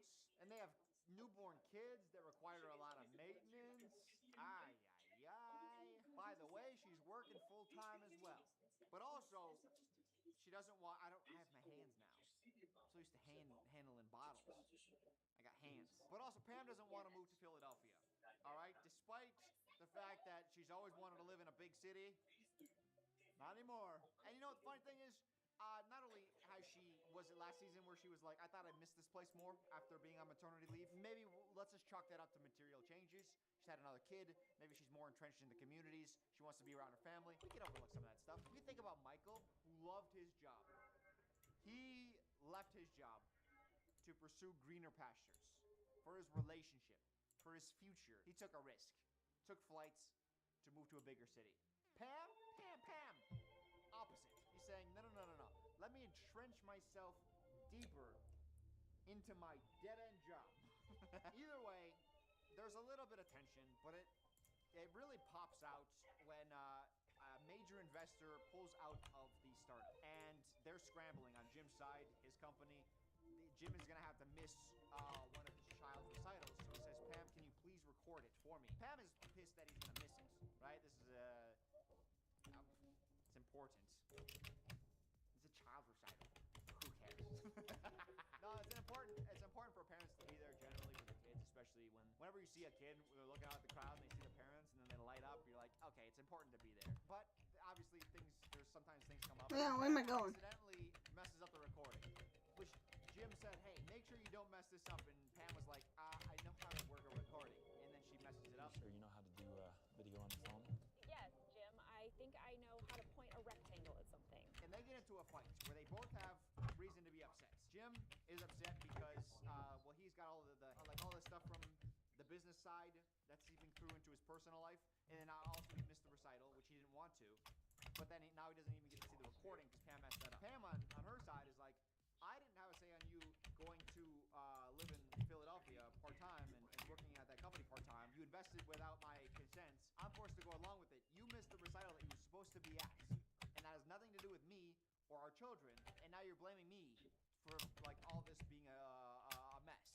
Right? So they both have kind of cause or a reason to be upset. You understand why they're upset. And as they fight, I remember watching that thinking like, if this was season 7, yeah, sign me up. I can get in. I can get on board with this. This is season 9. This is Swan Song season. This is we're just like we're going out on a high. That's what we're supposed to be doing. But there's like what, a dozen episodes left, and we're doing marital woes. We're doing like, hey, maybe things aren't as pretty beneath the surface. You spent a near decade building one of the most like desirable Jim Pam. Like that's such a neat relationship. And now, right as we're about to like leave that relationship, you're gonna start chipping cracks into it? That's what you want to do. That's the note you want to leave us on, huh? And I didn't say this at the Chip some beginning, cracks. but at the beginning of the season, they broke the doc format. I think it may be in episode 1. I'll play the clip. Don't you guys have everything? I mean, it's just a paper company. We're more following you guys to see how they turn out. That was the start of the season. That was a monumental moment because that was the first time we've ever seen any of the doc crew or they've been present in any sort of way. But now, later in the season, we're breaking that format again because Pam starts crying like a baby. It's just a tough situation, right? Oh, this is new? I couldn't be a camera operator for a nature show. Like, if I see a bunch of baby seals and then there's like a bear, a polar bear, like, putting them down in the background, I'm gonna be like, hey, baby seals, get out of there, you know? I can't just be a bystander and watch it happen. You gotta do that, though. You gotta allow nature to take its course. Mm-hmm. You can't intervene. But how many times have you seen Pam cry over the years? Let's turn the cameras off. Seriously, guys. Let out, Ryan. You don't need to get involved here. Hey, guys, put the cameras. Shut up, White Knight. If I was ever directing and I had a sound guy go, no, guys, we need to cut this. And a very emotional moment of a documentary, I would punch him in the solar plexus. I would destroy him emotionally and physically. Well, that sounds weird. I would ravage his body. What? That's even worse. With so much Okay. episode following picks up He does it on that, purpose. like, oh, we didn't mean Fuck. to capture this type of style, which is brand new after 9 years. All right, and we're on the floor.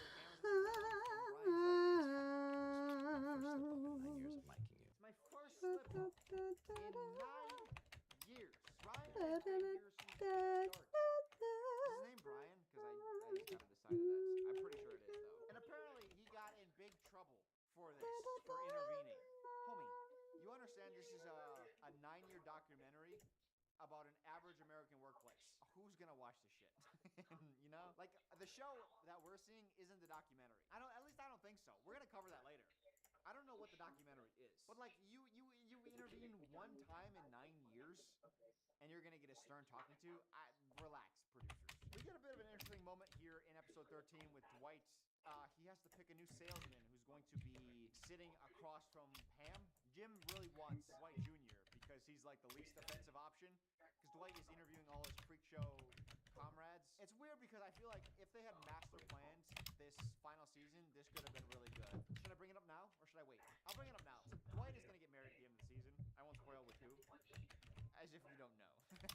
His relationship with Jim, I wanted that to be more emotional this season. And I think this would have been a good moment where, kind of like as he was picking a best man, he had all his friends come through and he was interviewing them. And he realizes like, oh, wait. The one who's most consistent, the one I trust the most is actually Jim for a big moment. I think that would have been emotionally fulfilling for us as viewers. But it's this weird thing where like he's interviewing all his freak show friends and he's realizing he can't hire any of them because they're weird. And Dwight is really stressing about Okay, I need this. to buy He some. gets like choked up because he doesn't want to not hire his friends. I don't know what the episode was going for. Similar to the bus, where the work bus, where their friendship is being solidified. It's the final season. Jim and Dwight have had this relationship this entire time. Let them be friends. Let them rely on each other. Jim saved Dwight's job by stopping him from, accepting the VP position. They're looking out for each other. Because instead, it just feels insular, where all of that plot went nowhere. A lot of those characters we never even see again. It's like, oh, look at all the weird friends Dwight's had over the years, and then they're gone. And it's like, what? Why? I don't care. You know what? Let's just tie this in. Episode 17. Which one? The Farm. An event episode. And that Is event that is me wanting to die. Someone in Dwight's family dies, and Dwight, along with apparently he has a brother and sister, I think. That's I don't know if that's ever been established. But either way, they inherit a farm together upon the rule that they all live together and run the farm together. Messy. That's just a messy will. Whatever. It's like there's a contingency in the will for just a plot of land in Pennsylvania. Rural Pennsylvania? How valuable can that land really be? It's a lot of acreage. But it's farmlands. They're holding the funeral for the one who died. Maybe it's an aunt? An ant? It's not an ant. Because an ant is like a bug. An aunt is the proper pronunciation of the relative of your parents. There's a guy Your mom or dad. Yeah. grave hole. He said parent. It's so I don't want you to laugh at that because like it's not funny. Like the way I said it and the way I showed you, it's so random. It's funny. Like Lele Pond.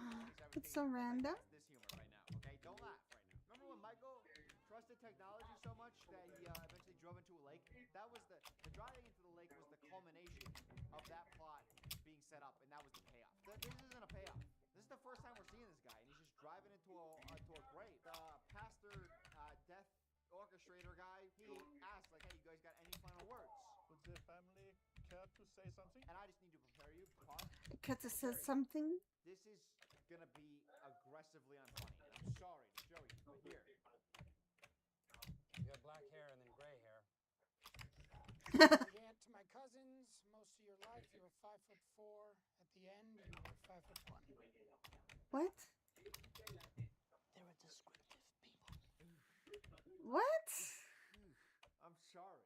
I have to apologize. I didn't make this. Why I didn't make apologize? this. They also have a bit where apparently one ancestor in the past, they buried them before they were dead, so they woke up in the casket and then suffocated, so they shoot the body with a shotgun before, burying them. Now, that's not funny. It would be funny if it's one Dwight and he's at a funeral with a bunch of normal people and he's like, okay, I got the shotgun, let's shoot the body now. And then everyone's aghast at the idea, and he's like, no, we gotta make sure they're actually dead. And then he goes into a die room and he's like, yeah, one time buried my ancestor. They suffocated to death in the casket. I'm doing a mercy right now. But it's not funny when Dwight does it and everyone else goes, yes, this is the right thing to do. Go ahead.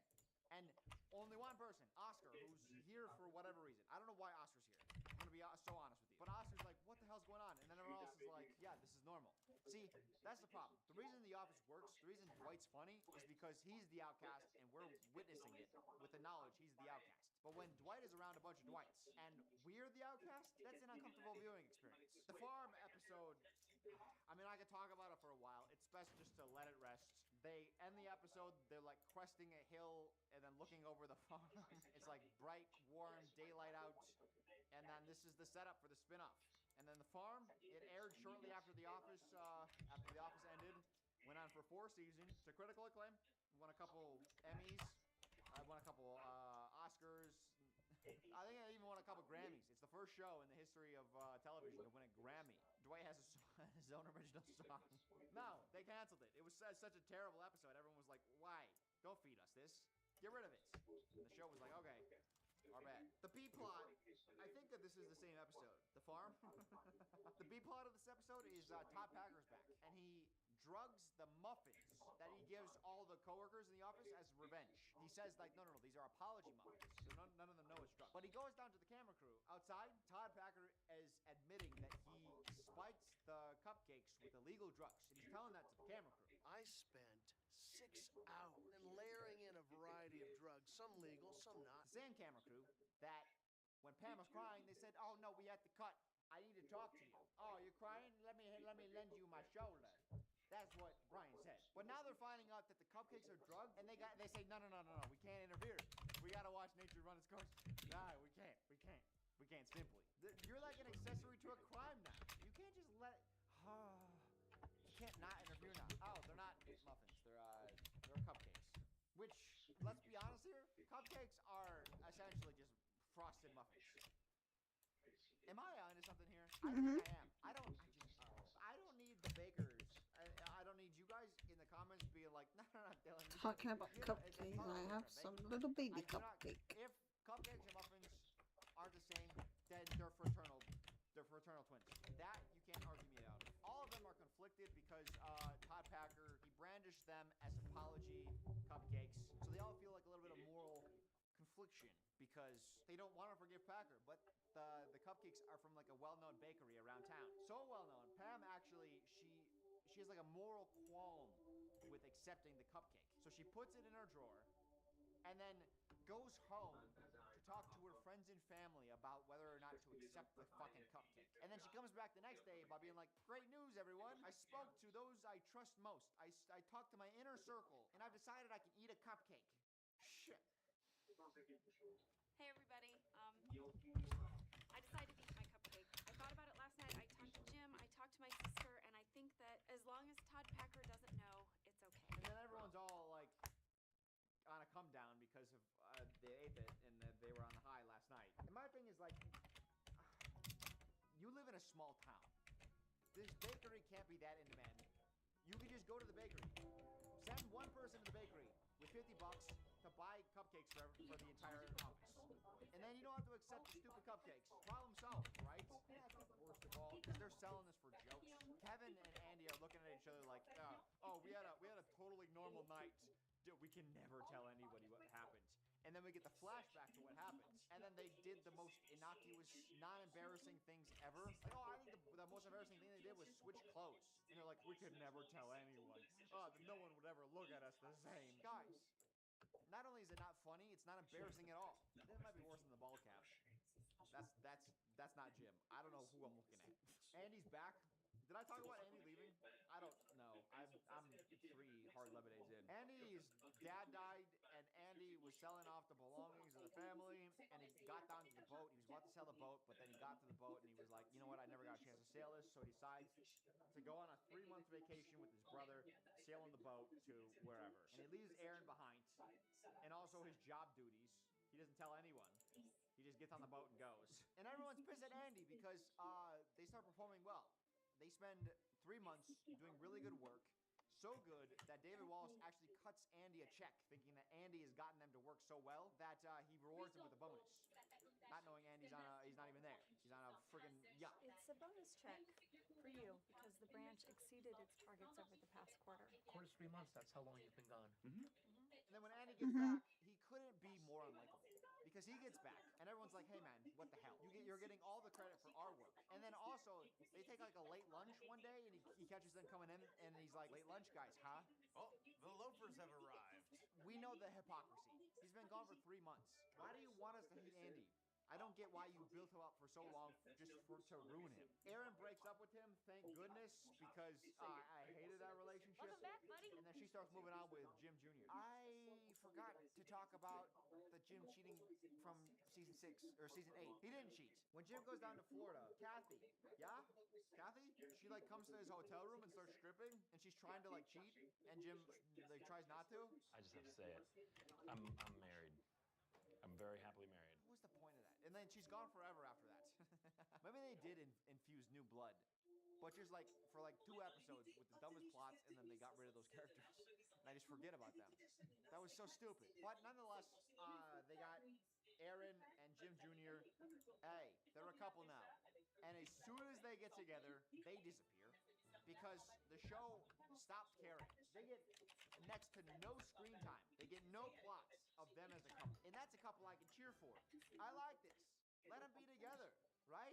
But there would be whole episodes that pass where I'm like, where are they? Oh, there's also in episode 16, we're entering like the final bits here before there's one final arc, the mockumentary release arc, okay? Right before then, the farm clearly not working. Dwight has his own love interest that he's building up, and I think he's gonna have on the farm. but they're canceling plans for that.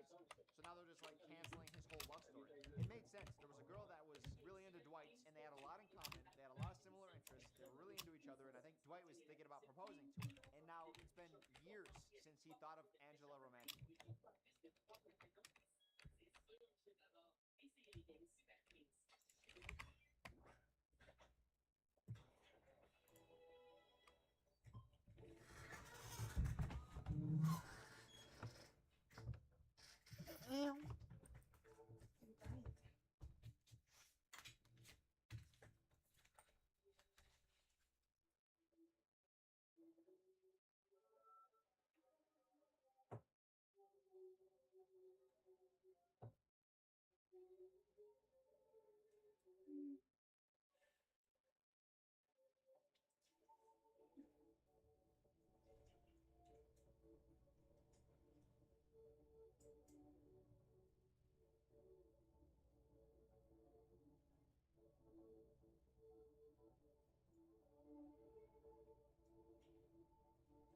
Have arrived. We know the hypocrisy.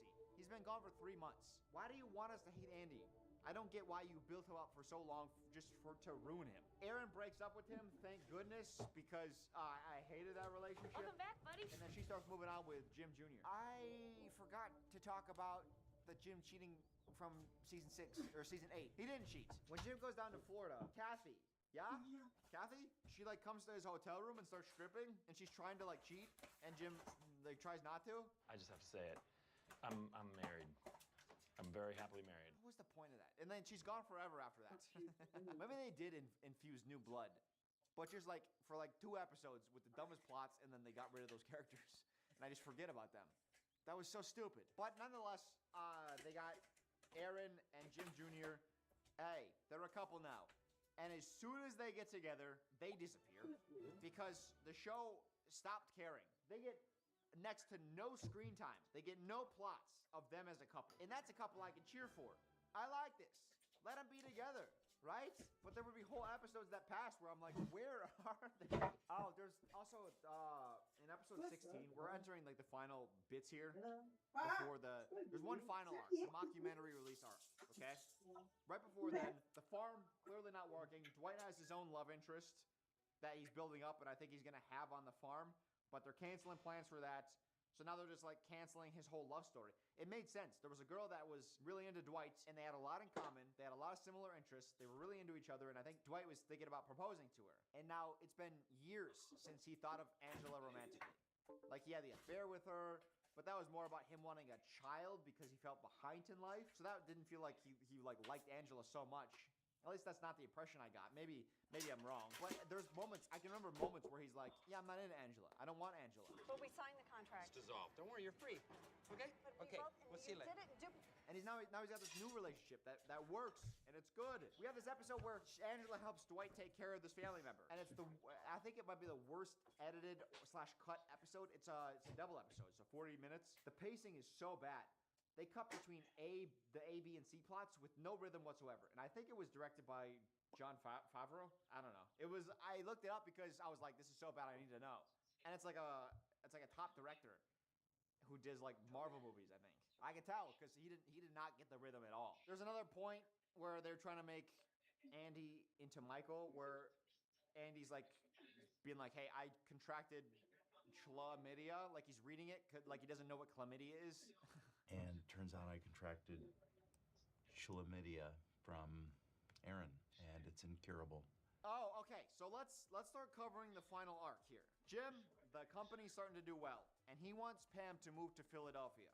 And Pam, for her part, she's like, okay, I got a couple interviews lined up.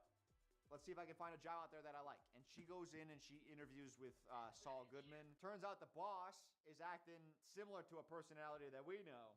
When I say chillax, people chillax, watch this. Hey, Roger, chillax. You must not have heard me. So the thing is, I think the show stopped treating us like we have a brain.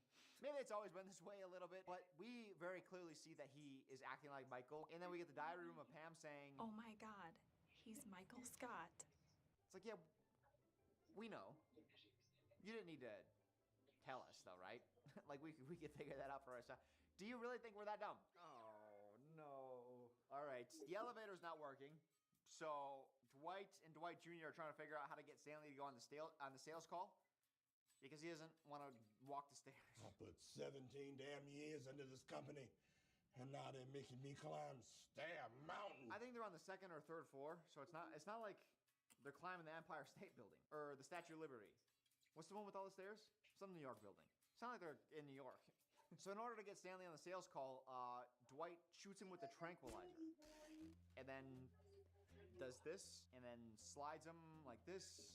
He hits his head like this, and then they throw him in the car like this. And they bring him into the sales call, and he's like this, and they make the sale. And then Stanley finally sobers up and realizes, oh wait, I went on the sales call, you tranquilized me. And realizing he would have to walk up 2 flights of stairs, or maybe just one, he instead tranquilizes himself and says this. You got me down, you gotta get me back up. No. Modern American workplace, baby. I don't have the heart at this point, how many hours deep, to like just get upset. Like, just go home, Stanley.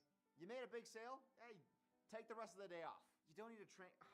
Your boss left for 3 months with no consequence. Take half a day off if you don't want to walk the stairs that bad. Okay, I want everyone to take a breath. We are approaching the climax, the culmination. I was actually curious when I went to watch this for the first time, 7, 8, 9. I was very curious to see what they were gonna do, how they were gonna conclude it, because they had the mockumentary plots. So the whole thing is supposed to feel like documentary style. Part of my thought was they were just gonna, in the last episode, the camera crew would just be like, all right, we got everything we need. Thanks, guys. And then they would pack up and then drive away.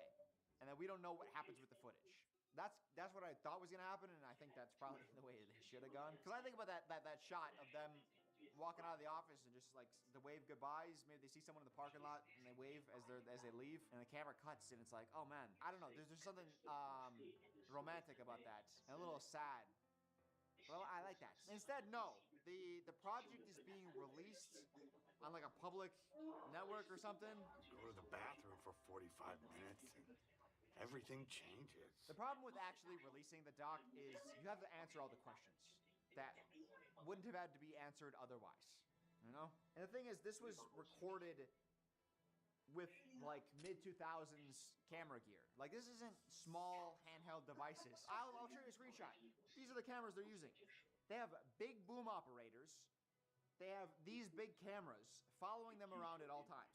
That's what we find out this past season mostly. Anywhere you go as a member of the office when you're being recorded, there are 3 to 5 crewmen following you with big cameras, microphone poles, and just like you have an entourage. If you were in public and you saw people walking around and they had lights, cameras, microphones, you would stop and stare a little bit, right? That's just kind of the natural reaction. It's like, oh, what's going on here? What are they shooting? But whenever they shot in public, everyone moved around so naturally as if they never noticed the camera. So there's a little bit of dissonance there. They all gather around when they realize that the trailer's been released, and they end up realizing that the cameras caught a lot more than they bargained for. Wait a second. What was that? I didn't know they were filming then. How are they finding out about the trailer through like back channel means? Like, they just stumbled upon the trailer. Why wouldn't the documentary crew tell them that the trailer is dropping and when it's dropping? This is a big monumental moment. We've captured 9 years of your life that we're gonna show to people. You're not gonna tell me when the trailer's releasing or when the project is releasing at all? They're stunned about this information. And you gotta think, the camera crew, it's not like they silently record for hours a day and then just go home and have no interaction with the subjects. Especially when they have diary rooms. When they're in diary rooms, they always cut out the interview asking the questions. There's a dialogue happening. They have a relationship with the camera crew, which is why Brian intervened when he saw Pam crying. You can understand why, because they're friends of some sort. But the weird thing is, like, they present the cameras as like these omnipresent Truman Show-esque things that are just always hidden perfectly. I don't understand how they're trying to pass that off logically. There's much more secret filming than I expected. Are you kidding me? It's like half the show is secret footage. Because as they're watching the trailer, they see a lot of almost intrusive moments. The camera's intruded on their lives in a way, and they all turn and spin and look at the camera angrily. But the odd thing is, that scene was filmed from 2 different angles. So we had 2 cameras capturing that, one on each side of the desk. And yet they all turn and look at one of the cameras. Why? there's 2 cameras. Like if there were 2 cameras on me and you were upset about what, like, oh my god, I can't believe you captured me. Some people would look at that person, some people would like that person. Instead they all kind of like, it's like a horror movie in unison, like what? Meredith also flashes the camera. I didn't laugh. You know I didn't. I thought I'd mention it though, because I still hate her. The first thing I would do, I found out that the documentary crew was going to be airing a bunch of my dirty laundry that I didn't want aired. I would be like, hey guys, put the camera down. Why are you airing that? You can't air that. I'm not gonna, I don't think I signed a release for that. Can you not put that out there? That's like really damaging to me to have that footage out in that part of my life. Here's the ball. For public consumption. I would talk to them like human beings, but they, instead of what they do is they all try to meet secretly away from the cameras down in the warehouse. And don't act like you can't, like you're unable to spot these freaking, it's a whole person holding a gigantic camera. And I always hate how they film it, where it's like they like hide like some pallets or something, where it's like, oh, we're really hidden. You're not hidden at all. I'm gonna put a camera guy, like one of these guys, behind a stack of pallets. Let me know how visible they are. Would you be able to spot that guy if he was filming you? Let's be real. This never would have been a problem if he didn't break the immersion. If Brian never... He's been following me everywhere. I don't know why. Here you go. Also, there's another time where someone is about to attack Pam, a warehouse worker. He's about to physically assault Pam, and he steps in. Forgot about this. Because they get into the most violent fight I've ever seen. I think Brian hits him with the boom pole and then sets it down, and then they get into the most like hold me back scrap I've ever. It's terrible. Are they fighting or? Il cherchait le jouet avec la boule. Sound off? I don't know. And then the big guy does the most. It's the legs. It's the charging up like I'm gonna get charged. And I hate how the audio sounds too, because the guy who was operating the audio equipment, he set the microphone down. All we should be hearing is like bumps and thuds. Like I have a microphone right here. Is this pleasant? Yeah. That's just me lightly slapping the mic around. He's in the middle of a fight. Easy. Guys, you're gonna hit a woman. And also, when you break the immersion, we see the size of the crew.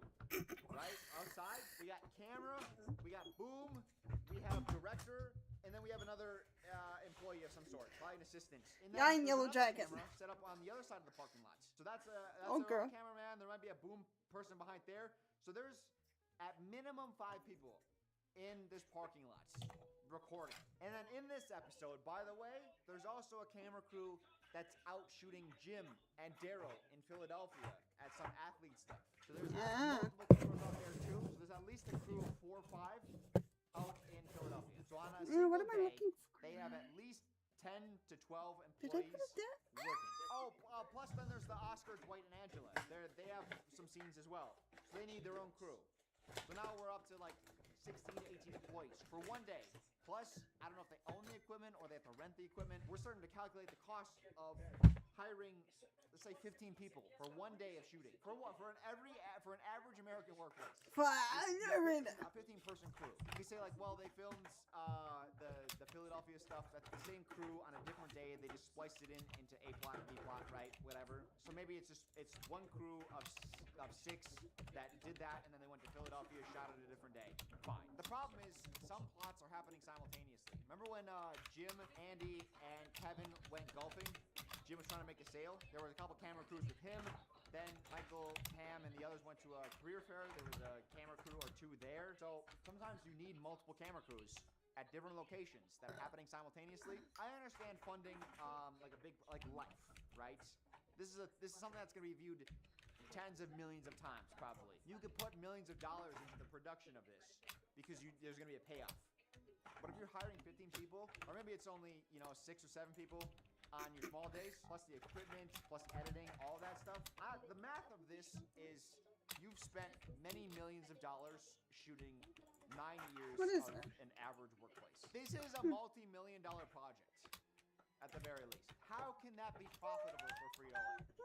I did try to look it up. I wanted to see if some like psycho math nerds were out there who would like go through and calculate it all out by being like, how many crewmen did they need in each individual episode, and how long do they shoot, and all. I wanted someone to break it down so bad.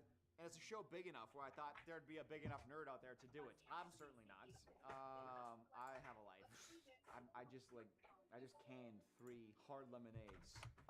What do you mean the truck is busy? In the color purple. I took everything down. I do take that. Oh, I apologize, no, Matt. girl, not. I tried to do like an estimate Okay. myself, and I got like 4 million plus. So on the low end. So like I said, it's multi-million-dollar project. They released the trailer, and on the first day of the trailer release, they got like a dozen views, and that was with the people of The Office watching the trailer too. And I know some people don't care, but to me, I do care. If the show ended where in the final episode, like an alien landed and like blew up a laser, and it blew up the city of Scranton, would you be like, yeah, that's a great ending? Because it's just a show. Who cares? I know. Everyone should care. You can't just have nonsensical things. Have to make sense, even in fiction. Yeah. You can't just be like, oh, it's a show, so nothing matters. No, it does matter. Okay, shut up. And I hate this because this is their job. Like the showrunners, if you want to go this angle, it's your job to figure it out. You get paid millions of dollars to make the show, and you've done a great job so far. Like, figure it. It's not for us. You do this. You do the work. Everyone in the office is like, okay, we need answers about the documentary. What's in the documentary? And they say, Pam, why don't you go talk to the fired Brian? He'll give you some information. So instead of talking to the 6 to 8 people who are No, you you bitch. they have to drive across town to talk to Brian. Pam goes to Brian's, and then there's a camera outside shooting through the bushes secretly. Brian's backyard, which is creepy. And Pam, at this point, doesn't want to be recorded. So hello, B. B. Or turned off her Thank microphone, you. which she's been wearing for 9 years. I think she understands how that works. So if she doesn't want to be heard, she probably took off the mic. Well, yeah, but what if we turn off our mic pack? They've got parabolic mics that can pick you up 100 yards away. So we got a camera guy with a parabolic microphone capturing long distance audio, which really calls into questions the ethics of the project. If not more against their will, recording parts of their life. This is about an average American workplace. Why are you recording her seeking information about the documentary? That's weird. Again, I wish I could. Pandora's box. Like they use this at like sporting games to capture long distance audio. This isn't like Can standard I? documentary equipment. Oh my gosh, I 4 can. million Low ball. Like they really. Oh, that's they are crazy prepared cool. On a day-to-day basis with like tons of equipment. As that plot's happening in Philadelphia, Jim and Daryl are with Brian Howard, former Philadelphia Philly first baseman. He's really gung-ho about wanting them to read a script, so they sit around the office reading a terrible script, which is just a season 2 plot rewrapped. And in that episode, Pam has like a memory. Like, did she see photos or she has flashbacks or something of her going up to the rooftop with Jim, which is the episode they did the script reading, which is ironic. Like, one character is literally reflecting on that same episode, the same night that they are copying the plot of. No, what have I Now we done? do it. Now this is probably the biggest sin, and this is the one that maybe just because it came to my mind so naturally, and I thought, well, that's a huge issue. There was a moment in season 7 Well, that's a huge when issue. Michael got lost. Remember when Holly had to track him down? When Michael got lost, it was because Jim and Michael were out on a sales call, and then Jim got a call about Cece was having like some medical thing. Not a big deal, but Jim panicked, and Michael was in the bathroom. He pounded on the bathroom, got no response from Michael. He went over to a guy and was like, hey, can you tell the guy in the bathroom that I had to go for an emergency? Just call the office. When Michael leaves the bathroom, he looks around, and he's like, where did Jim go? And the guy that Jim told, hey, can you tell Michael, had already driven off because he was just pumping gas, and Michael was in the bathroom for a while. Why didn't Michael approach the cameraman, who was also stranded with him? Michael acted as if the camera didn't exist. How you guys doing? Switching to my normal setup. This is how I normally shoot videos. No wacky green screen, nothing back there. No more being at Pam's desk. That's not gonna look very good. But I have a couple more thoughts, and I wanted to wrap everything up by taking some time to think about it and jumping back in. But the camera guy here, he doesn't have a phone. Michael asked the guy behind the counter of the gas station for a phone, no dice. He goes to like a Chinese restaurant, and he doesn't have any money. Wallet was in the car that Jim took off with. Jim stealing Michael's money. I think that's an underrated subplot. But the camera guy, the camera guy didn't have a phone that he could lend Michael. The camera guy didn't have a wallet that he'd be like, hey man, I'll pay you back in 20 minutes when I'm back at the office. Instead, Michael dines and dashes, which goes so against who he is as a person that he comes clean about it immediately. The easiest solution would be, hey man, camera operator who I've known for 9 years and have a personal relationship with, could you spot me? Because Jim took off with Can you spot me? I find it hard to believe that the camera guy also left his wallet and phone in the car too. And I did talk about this. This is a low-stakes environment. We're doing a documentary on a paper company, and Michael is stranded in town. Like, you're not thinking, oh, Michael doesn't have a ride back to the office. I better not help him because I want to get him in the wild. The omnipotent camera theory, it works as a format if you don't think about it. You know, it's like we're never questioning it because we understand there's a certain dissonance. Like this is a TV show that I'm watching. I'm sitting at home. I'm buying in, but like there's a certain level of there's an understanding. I have to TV show. upgrade As soon my as you say voice. no, we're gonna Too start small. answering the questions. Now we need the facts and logic. Let's switch over to I forgot my nose ring. Do I need it? Are we past this? You know what? It's a day of growth. I don't even need it. I'm my own man without it. Switching over to Dwight's culmination, though, there's nothing quite as emblematic of Season 9's failures, quite like Dwight getting his black belts. As we know, karate is very important to Dwight, and this is the day he finally gets what he has long been working for. The jokes are already built in, and they write them, and they deliver them, and they're good. Like, Dwight has spent over $100,000 just chasing after his black belts. It's embarrassing to a degree, but hey, you know what? He has fortitude. He lives by the beat of his own drum. Little drummer boy Dwight, huh? We also have B-roll of him just being bad at karate. That's funny, right? Those are the jokes. We got it. I think the issue is sometimes comedy directors, especially I see this on films all the time. If you ever see, behind the scenes where the director will continually hype up and they'll like feed lines to the actors to continue to go bigger and crazier with some of the things that they're saying. That works in comedy films, and it can even work on a TV set too. The problem is you start having actors not act like the character we've known for 8.9 seasons. Like, this isn't Dwight in the moment. This is Rainn Wilson. When he thrusts his hips at his sensei, I hated that so much. I now submit to you every part of myself. Dwight is someone who shows great respect to authority. He has honor for the ceremony, for his sensei. He wouldn't start doing goofy shit. You can do it, and you have in the past about 1 billion times, where Jim goads Dwight into kind of ignoring that. Jim knows how to press Dwight's buttons to act in a way that, Dwight finds unbefitting in the moment. But that's funny. Dwight just doing it of his own regard, that's not Dwight. When we were dating, he would strap me to his chest in a baby Bjorn made for fat children and do runs across the farm. No, he fucking didn't. Sorry, Angela. Nope, he didn't do that. Sorry. But you're gonna say that in a diary room because the show now needs to pivot. Since the farm isn't gonna happen, we need to wrap up Dwight's love story, and now we're gonna pretend that Dwight and Angela have always had this undeniable connection, and they've always been meant for each other, even though we've completely gone against that. Dwight and Angela haven't been a thing since season 6, since the baby thing, where Dwight and Angela had a baby contract, which wasn't even about them loving each other or even liking each other. It was simply they both wanted a child. The last time Dwight and Angela liked each other was season 5. And then they like each other enough to bang, but that's all it is for both of them. She gets engaged Mayhem Laker. What the frick was that? Marries the senator. Like, clearly she's not holding on to this Dwight thing. And meanwhile, Dwight is single for the most of the latter part of the series. They're trying to do the age-old office trick of, hey, Angela's going through a really rough time. You feel sorry for her, right? She's crying now on camera. What are you gonna? Oh, it's a beer.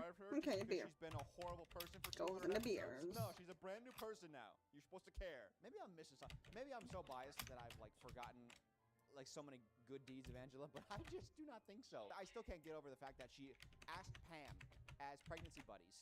She continued to talk about how, like, oh, I'm so thin, you're so fat. Isn't that crazy how the human bodies are when they're pregnant? Little pregs and big pregs. Wait, when did we start calling? Isn't it amazing the difference in our sizes? She did that with Pam, and then she's like, hey, Pam, go on a walk with me. And then she just treats Pam horribly. Weed beer? CPS on Pam. Weed beer. She drank out of a cup that Weed had beer. potentially coffee residue, and caffeine's not good for newborns. I need she's like, this I called Child one. Protective Services on you. That's an actual Angela Plots. I will say, I think they should have made Dwight the Cherry manager beer. when Michael left.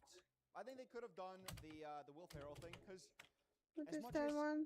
I talked about Blonde like, beer. that didn't work, there are a lot of good jokes in those 4 episodes. Like, Will Ferrell is really funny, and I think he fits the mold. If he just had like one personality and they weren't changing him every episode, he could have been the manager permanently, and I would have loved that.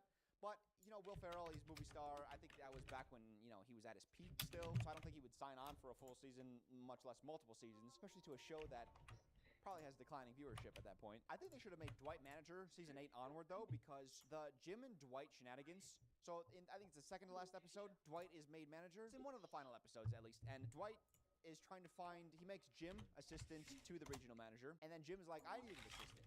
And Jim convinces Dwight that essentially Dwight is the only one capable of the job, which is hilarious. It's a whole episode and it's great. By 2 o'clock, Dwight will choose himself to be assistant to his own assistant, me. I have a lot on my plate today, so I'm gonna have to hand this off to my number 2. But don't worry, he's the best in the biz. Damn straight. They create an obstacle course in the warehouse and then have them run through with hot coffee. It just reminded me of season 2, the Office Olympics. That's just fun workplace stuff. And then Dwight realizing, of course, that the coffee's taking too long, so he takes over and he's burned himself as he's trying to prove that he is the best assistant to the assistant to the regional manager. It's a really fun episode. And if this is in your bag, season 9, like you could have just run through a lot of really good plots. Listen, it's easy for me to, passenger princess this. No, that's not the saying. Backseat driver. That's a saying. I'm getting my car metaphors mixed up. It's easy to backseat driver and be like, oh, I Passenger, princess passenger. One of the most successful shows of all time. It's on my husband. It's easy to complain about all the things that they did wrong, but like, hey, they created one of the most iconic franchises ever. Or they stole it, I guess, from the Brits, but but all the early seasons and stuff, like, it's almost flawless. So I don't want to criticize too much without like losing sight of that near perfection. But what I said earlier about I would have loved to have had Dwight and Ryan kind of rehabilitate each other, where they level each other out, because they both have traits that the other needs. Continuing to turn your bad characters even worse, there's humor in that, but I also think that we are also watching the show because we like the characters. I have gone on long diatribes about how, we should replace half the cast over time with new blood, but I would have just loved to have seen that because Dwight growing as a person and becoming the manager that the office respects, we would feel good about that as an audience watching it. And then Ryan, I guess, watching his roller coaster and actually watching him settle down and be a good person. I don't know, I feel like that would be rewarding. And I don't know if there's as many jokes in there, but I think the trade-off is worth it. I did write that I scrubbed past a lot of the Jim and Pam fighting. Oh god, there's a Valentine's Day episode of the final season where they are like awkward and avoiding each other. Season 9. It's season 9. Your love episode. And they're like, Jim at one point says, I think I'm gonna skip out and go back to Philadelphia. Not only does he have a wife, he's got children at home. And he's like, you know what? I think I'm gonna take off to another city. Just because I don't want to be around you. I think they did a lot of damage. Because I remember there was a lot of talk about like, oh my god, Jim Pam, it's the cutest romance. And then I don't hear that much anymore. I think season 6 through 9 did a lot of damage to that. Everything after they got married was just like boring background stuff, and it wasn't romantic anymore. Pam and Jim not being able to get on the same page about Philadelphia still to this day irritates me.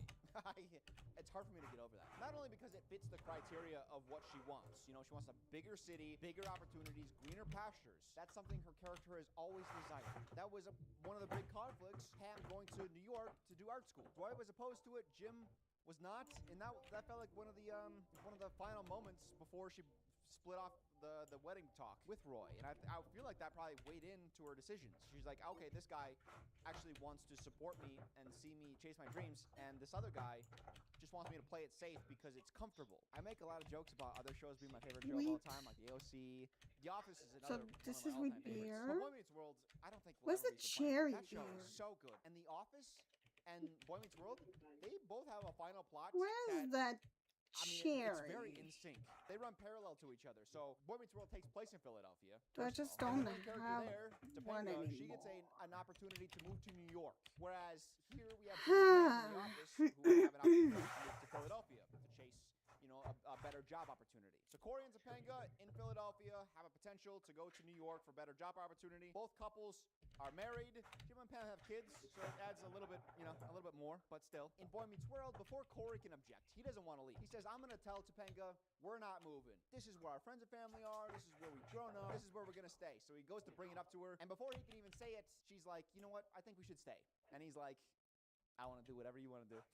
It's so funny. But then Corey goes to his mentor, Mr. Feeney. Mr. Feeney gives a gardening metaphor about how he had a plant that was inside. He wanted to move it outside, and as he brought it out of the box, it kind of resisted as it was being removed. It hung on to its roots because that's what the plant knew. Pam is kind of like Topanga, but the inverse. The exact opposite. In their final seasons of their respective shows, both have great opportunities that necessitate Whiskey taking a leap, honey. and both decide to stay at first. Whereas Topanga, with the support of her husband Corey, she finally opens up her world and decides to take that leap onto those greener Where pastures. can I put The that? inverse is Pam, who decides, no, I'm going to close the door on future possibilities and dream chasing. I do guess in this way, Pam is a little bit more like Corey. Oh, because I don't Jim have is a the one with box, the that's why. opportunity Okay. in another place. And at first, Corey's like, I don't want to leave everything I've known. But it's through that conversation with Mr. Feeney that Corey realizes what Topanga truly fears is Oh my eye. failing. Taking that leap and it not working out. The current life that they have is comfortable, so why take the risk? And that's why Mr. Feeney moved the plant to the outside to give it more room to grow. Because if he didn't, then the plant would just always be the same forever. Corey took that lesson, he went to Topanga, and he encouraged her and said, even if you fail, I'm going to be right beside you and I'm going to love you even more. And that was a sweet way to end a show with a beloved couple. Corey and Topanga were truly beloved. In The Office, Jim is the potted plant. Jim is the one who needs room to grow. But Pam, instead, at the very end, she says, no, I want to stay in the living room. The very first episode is Jim being like, God, this job sucks. I don't want to be here. And he grows to enjoy it more over the years. But we know this isn't what he wants. He's got moments in almost every season where you can see he's not into his job. The TV aspect of this, of course, is that if Jim and Pam move to Philadelphia, they can't really be on the show. So I do understand the TV element of it. They need Pam to object to Jim moving. But the idea of having Pam and Jim fight throughout the entire back half of season 9 to the point where they almost divorce, they almost split, separate, and the solution to this, set that back to normal lovey-dovey, is to have Jim give up on his dream, all to work the same job he's been at for a decade plus that he does not enjoy and that he has long outgrown. Is that satisfying to us as a viewer? No. And the show knows this because at the very last second, in the last episode, they completely U-turn it. They reverse course. Pam finds a buyer for the house. She's like, hey, we're packing up. We're leaving. You're going back to your dream job. So they just reversed everything. Athlete is growing, and Jim can jump back in without skipping a beat. We'll come back to visit. Pam finally decides to move to the big city. I guess maybe the sweet part of it is Jim is having to choose between Pam and a job or a career path. And Pam is the most important thing to Jim. I almost lost Pam over this business. I'm not risking that again. And then we have to deal with Pam and Jim just being at odds the whole season. There's like an episode or two where they go to counseling and then they just like therapy speak to each other. I just wanted to say that you woke up early with the kids. I really appreciate that. I appreciate that you appreciate that. We had couples therapy. No shame in that. I can't believe I'm having to watch this happen. Like, I'm not saying like it's a bad thing for couples. I'm saying this is your dream golden goose couple. In the final episodes of your final season, the Swan Song season, that the only people watching at this point are the ones who are diehards. You're rewarding them by like destroying the lovable couple. Your main guy's gone. Dwight has been a shell for seasons. The last thing we have is Jim and Pam, and you're eroding that in front of our eyes for plot. And it's all because Pam doesn't want to move to it. It's not like they're moving cross country. They're moving 2 hours to a different city. I touched on it a little bit before, but the grand gesture Jim does. This is like the show capper. We're trying to get all the good feeling back on Jim and Pam. So what Jim does is he goes to the filming crew, doc crew, and he's like, I need a favor. And you're not even going to see it, you're going to hear it. It's the worst acting on the show. You know what? I know it's against the rules, but I'm going to need a favor from you guys. Okay, you got it, man. You got it, Jim. A member of our crew was fired for interfering with the subjects, but they're like gonna jump at the opportunity to help Jim out, creating a montage of all of Jim and Pam's best moments. Jim is about to show Pam the DVD. He's got it in front of her, and he has like an emergency. He's got to like go, and he's like, hold on a second. And then Pam is like, oh. She's like looking around, wonder if I could just pop in this DVD quickly. And I just have to remind you, there is a guy with a giant freaking camera in the corner of that room recording her. She doesn't look at the camera at all. She's like, oh, yeah, no one's around, huh? There's a guy like 2 feet from her. Big camera on his shoulder. And she's like, I guess I'm alone. I don't see anyone. Oh, I hate that. We're back to like the cameras are just like magical beings that are invisible. Let's finish off on Dwight. Dwight now has his dream job. He's got a bunch of acreage, but he's also got a beautiful girlfriend who he's thinking of proposing to. He's got it all at this point. He's riding high. But now, he wants Angela. Not only does she not fit his criteria for what he wants, I don't care. I don't care. She's young, she's beautiful, genes so pure you could lick them. Her family admires me, my family tolerates hers. A lot of them are the same people because we're third cousins, which is great for bloodlines. So what is the problem? Angela. The way that they got the sympathy for Angela to try to like make her more of a redeeming choice for Dwight, because we like Dwight. Even though we like some of his idiosyncrasies, they're abrasive, we come to enjoy him. Kind of like Michael in a way. Michael is insensitive at times, ignorant, but like we still love him. Angela's husband, the senator, he comes out as gay, and it's the worst shot press conference I've ever seen. I think they must have had a budget of about $14. The senator, who, need I remind you, needs public votes and public favor. He's coming out because it's damage control for the documentary being released. A lot of footage. I guess they're outing him. Which, again, we bring in the ethics of the documentary crew. The doc crew kind of sucks, I'm not gonna lie. they're pretty terrible. But he specifically says, Angela, I need you by my side for this press conference. But his plan is to then shame Angela, blindside her completely by announcing his new lover, and then talking about how disgusting the female body is. It wasn't until my marriage to Angela that I realized how charmless I find the female body. Does that sound like something a senator would do? Someone who needs public votes to remain in power? Do you think that they would shame women's bodies unprompted as they're coming out? Do you think they would blindside their wife without telling them beforehand what's going to happen? And then they totally retcon the plot. The baby at the start, Angela's baby that she had with the senator, Dwight is like, I have a feeling that baby's mine. So he, I think, steals a diaper. He grabs the diaper and then runs a DNA test, and the baby's not his. That's how he started the season 9, where then he, the car coolant came out at Dwight's. They then retcon that by saying, oh, I think actually they didn't retcon it by saying anything in the show. I think I had to look this up. Did I write down where I learned that from? Oh, a show editor. A show editor put this out. Apparently, Dwight grabbed a different baby's diaper from the trash can. So that's why the DNA didn't match. Because all the babies coming through the office. Every single episode of The Office, there's a baby. But Angela has been sure, according to the same editor, Angela is sure that Dwight is the father the entire time. And I lied to you. What? Philip's your son. I just needed you to want to marry me because you wanted to marry me. And in order to keep up appearances, she's lied to Dwight, who she loves so much. And she kept his baby away from him because that's how much she loves him. This is all patchwork at best. I so greatly dislike that. You went down this line of like, Dwight thinks the baby's his. And it's not. Angela knows how badly Dwight wants to be a father. She cares about him so greatly that she hid the fact that he's a father from him for a year. They get married, which is the culminating event. Michael makes an appearance. I have been waiting for him to come. That's what she said. Oh, before I talk about the wedding, there was something funny that happened in the second to last episode. Andy's doing a singing competition show. Don't ask. I don't care. It's so stupid. Andy quit his job to pursue stardom, and then he went on a singing show. While he's doing that, I think this is the moment he drops to his knees, and the camera struggles to keep him in focus. And for some reason, that hit me like a flashback. I was like, oh my god, that's what the show used to be like. I talked about this before. Everything became so manicured and perfect. They were always getting the perfect shot. And for some reason, being out of focus for a second, I was like, oh, that's what the show's supposed to be. It's all unscripted, and they're capturing things in the moment. But they always had the perfect shot. And I talked about the makeup. The more I watch the show, the more I notice the heavy makeup on Michael, the heavy makeup on Jim. I like the early seasons where basically they all had to just wear their own makeup if they're wearing any makeup at all. I guess it wasn't so bad until I realized it.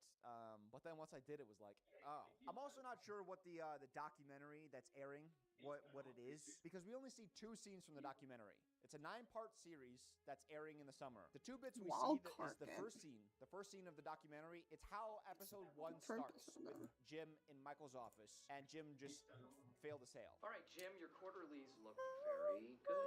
How are things going at the library? All right, Jim, your quarterlies look very good.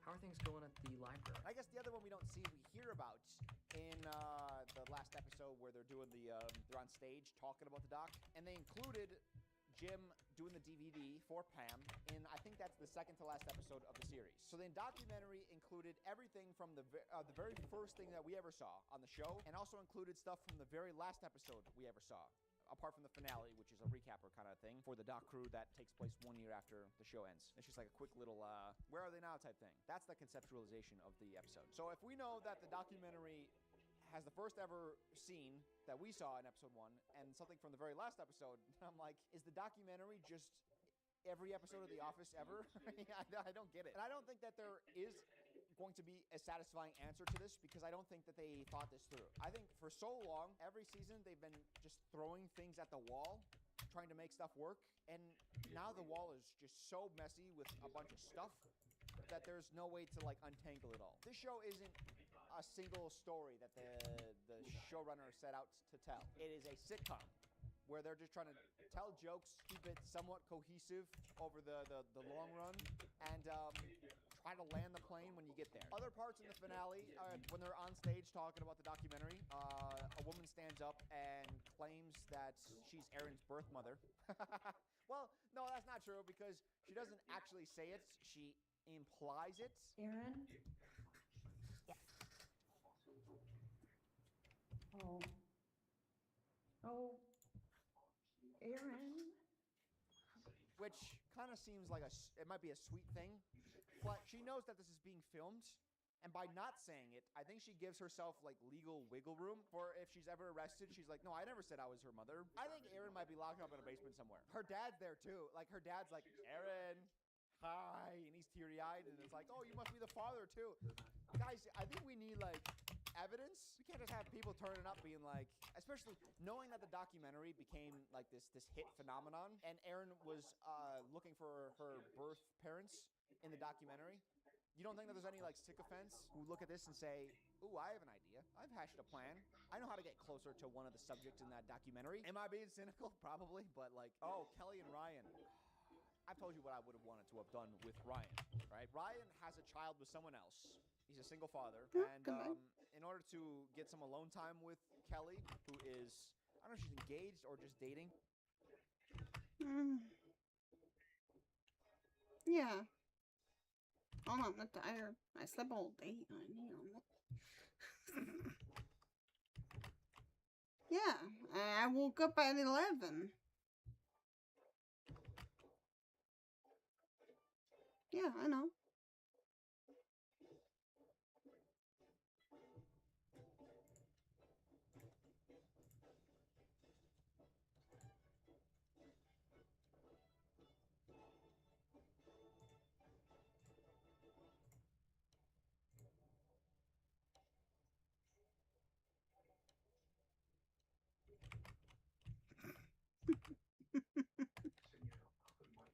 I love you.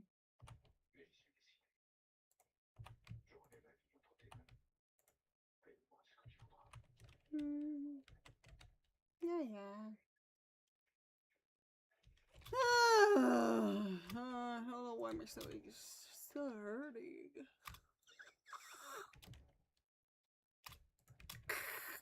Fine.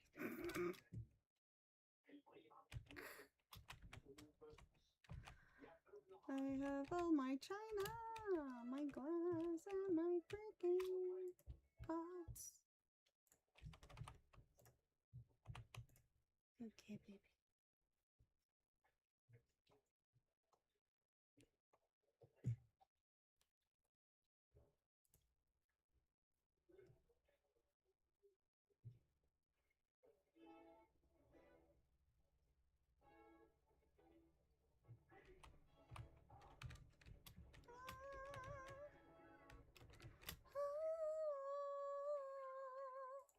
candy frost.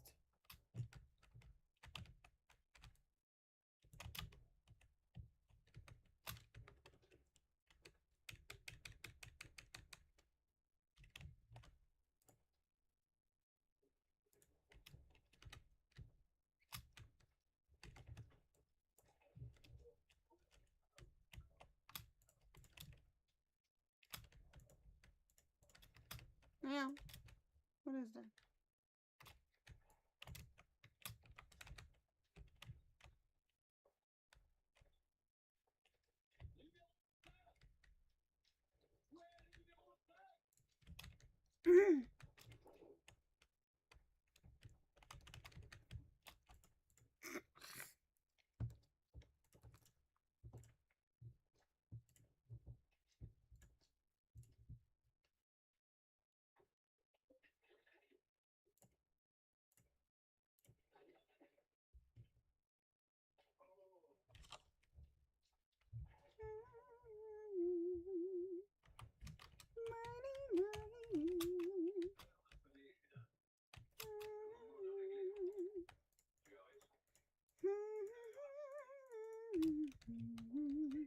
White wine lady Dulcita.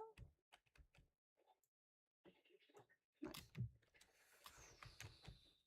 Any weird wine in here? Where is it? Where's that lady? White wine claim lady. It's the lady of the night. White wine lady delight. Whoa. It's the lady of the night. Oh, there, right there. Why did I have to? Whoops. No, not what I wanted.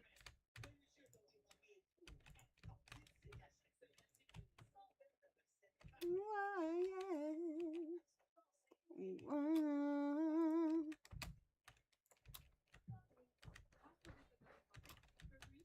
Oh, look, I'm people.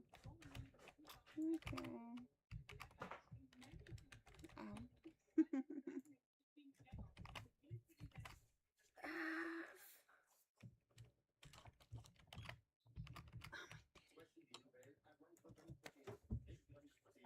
Ow.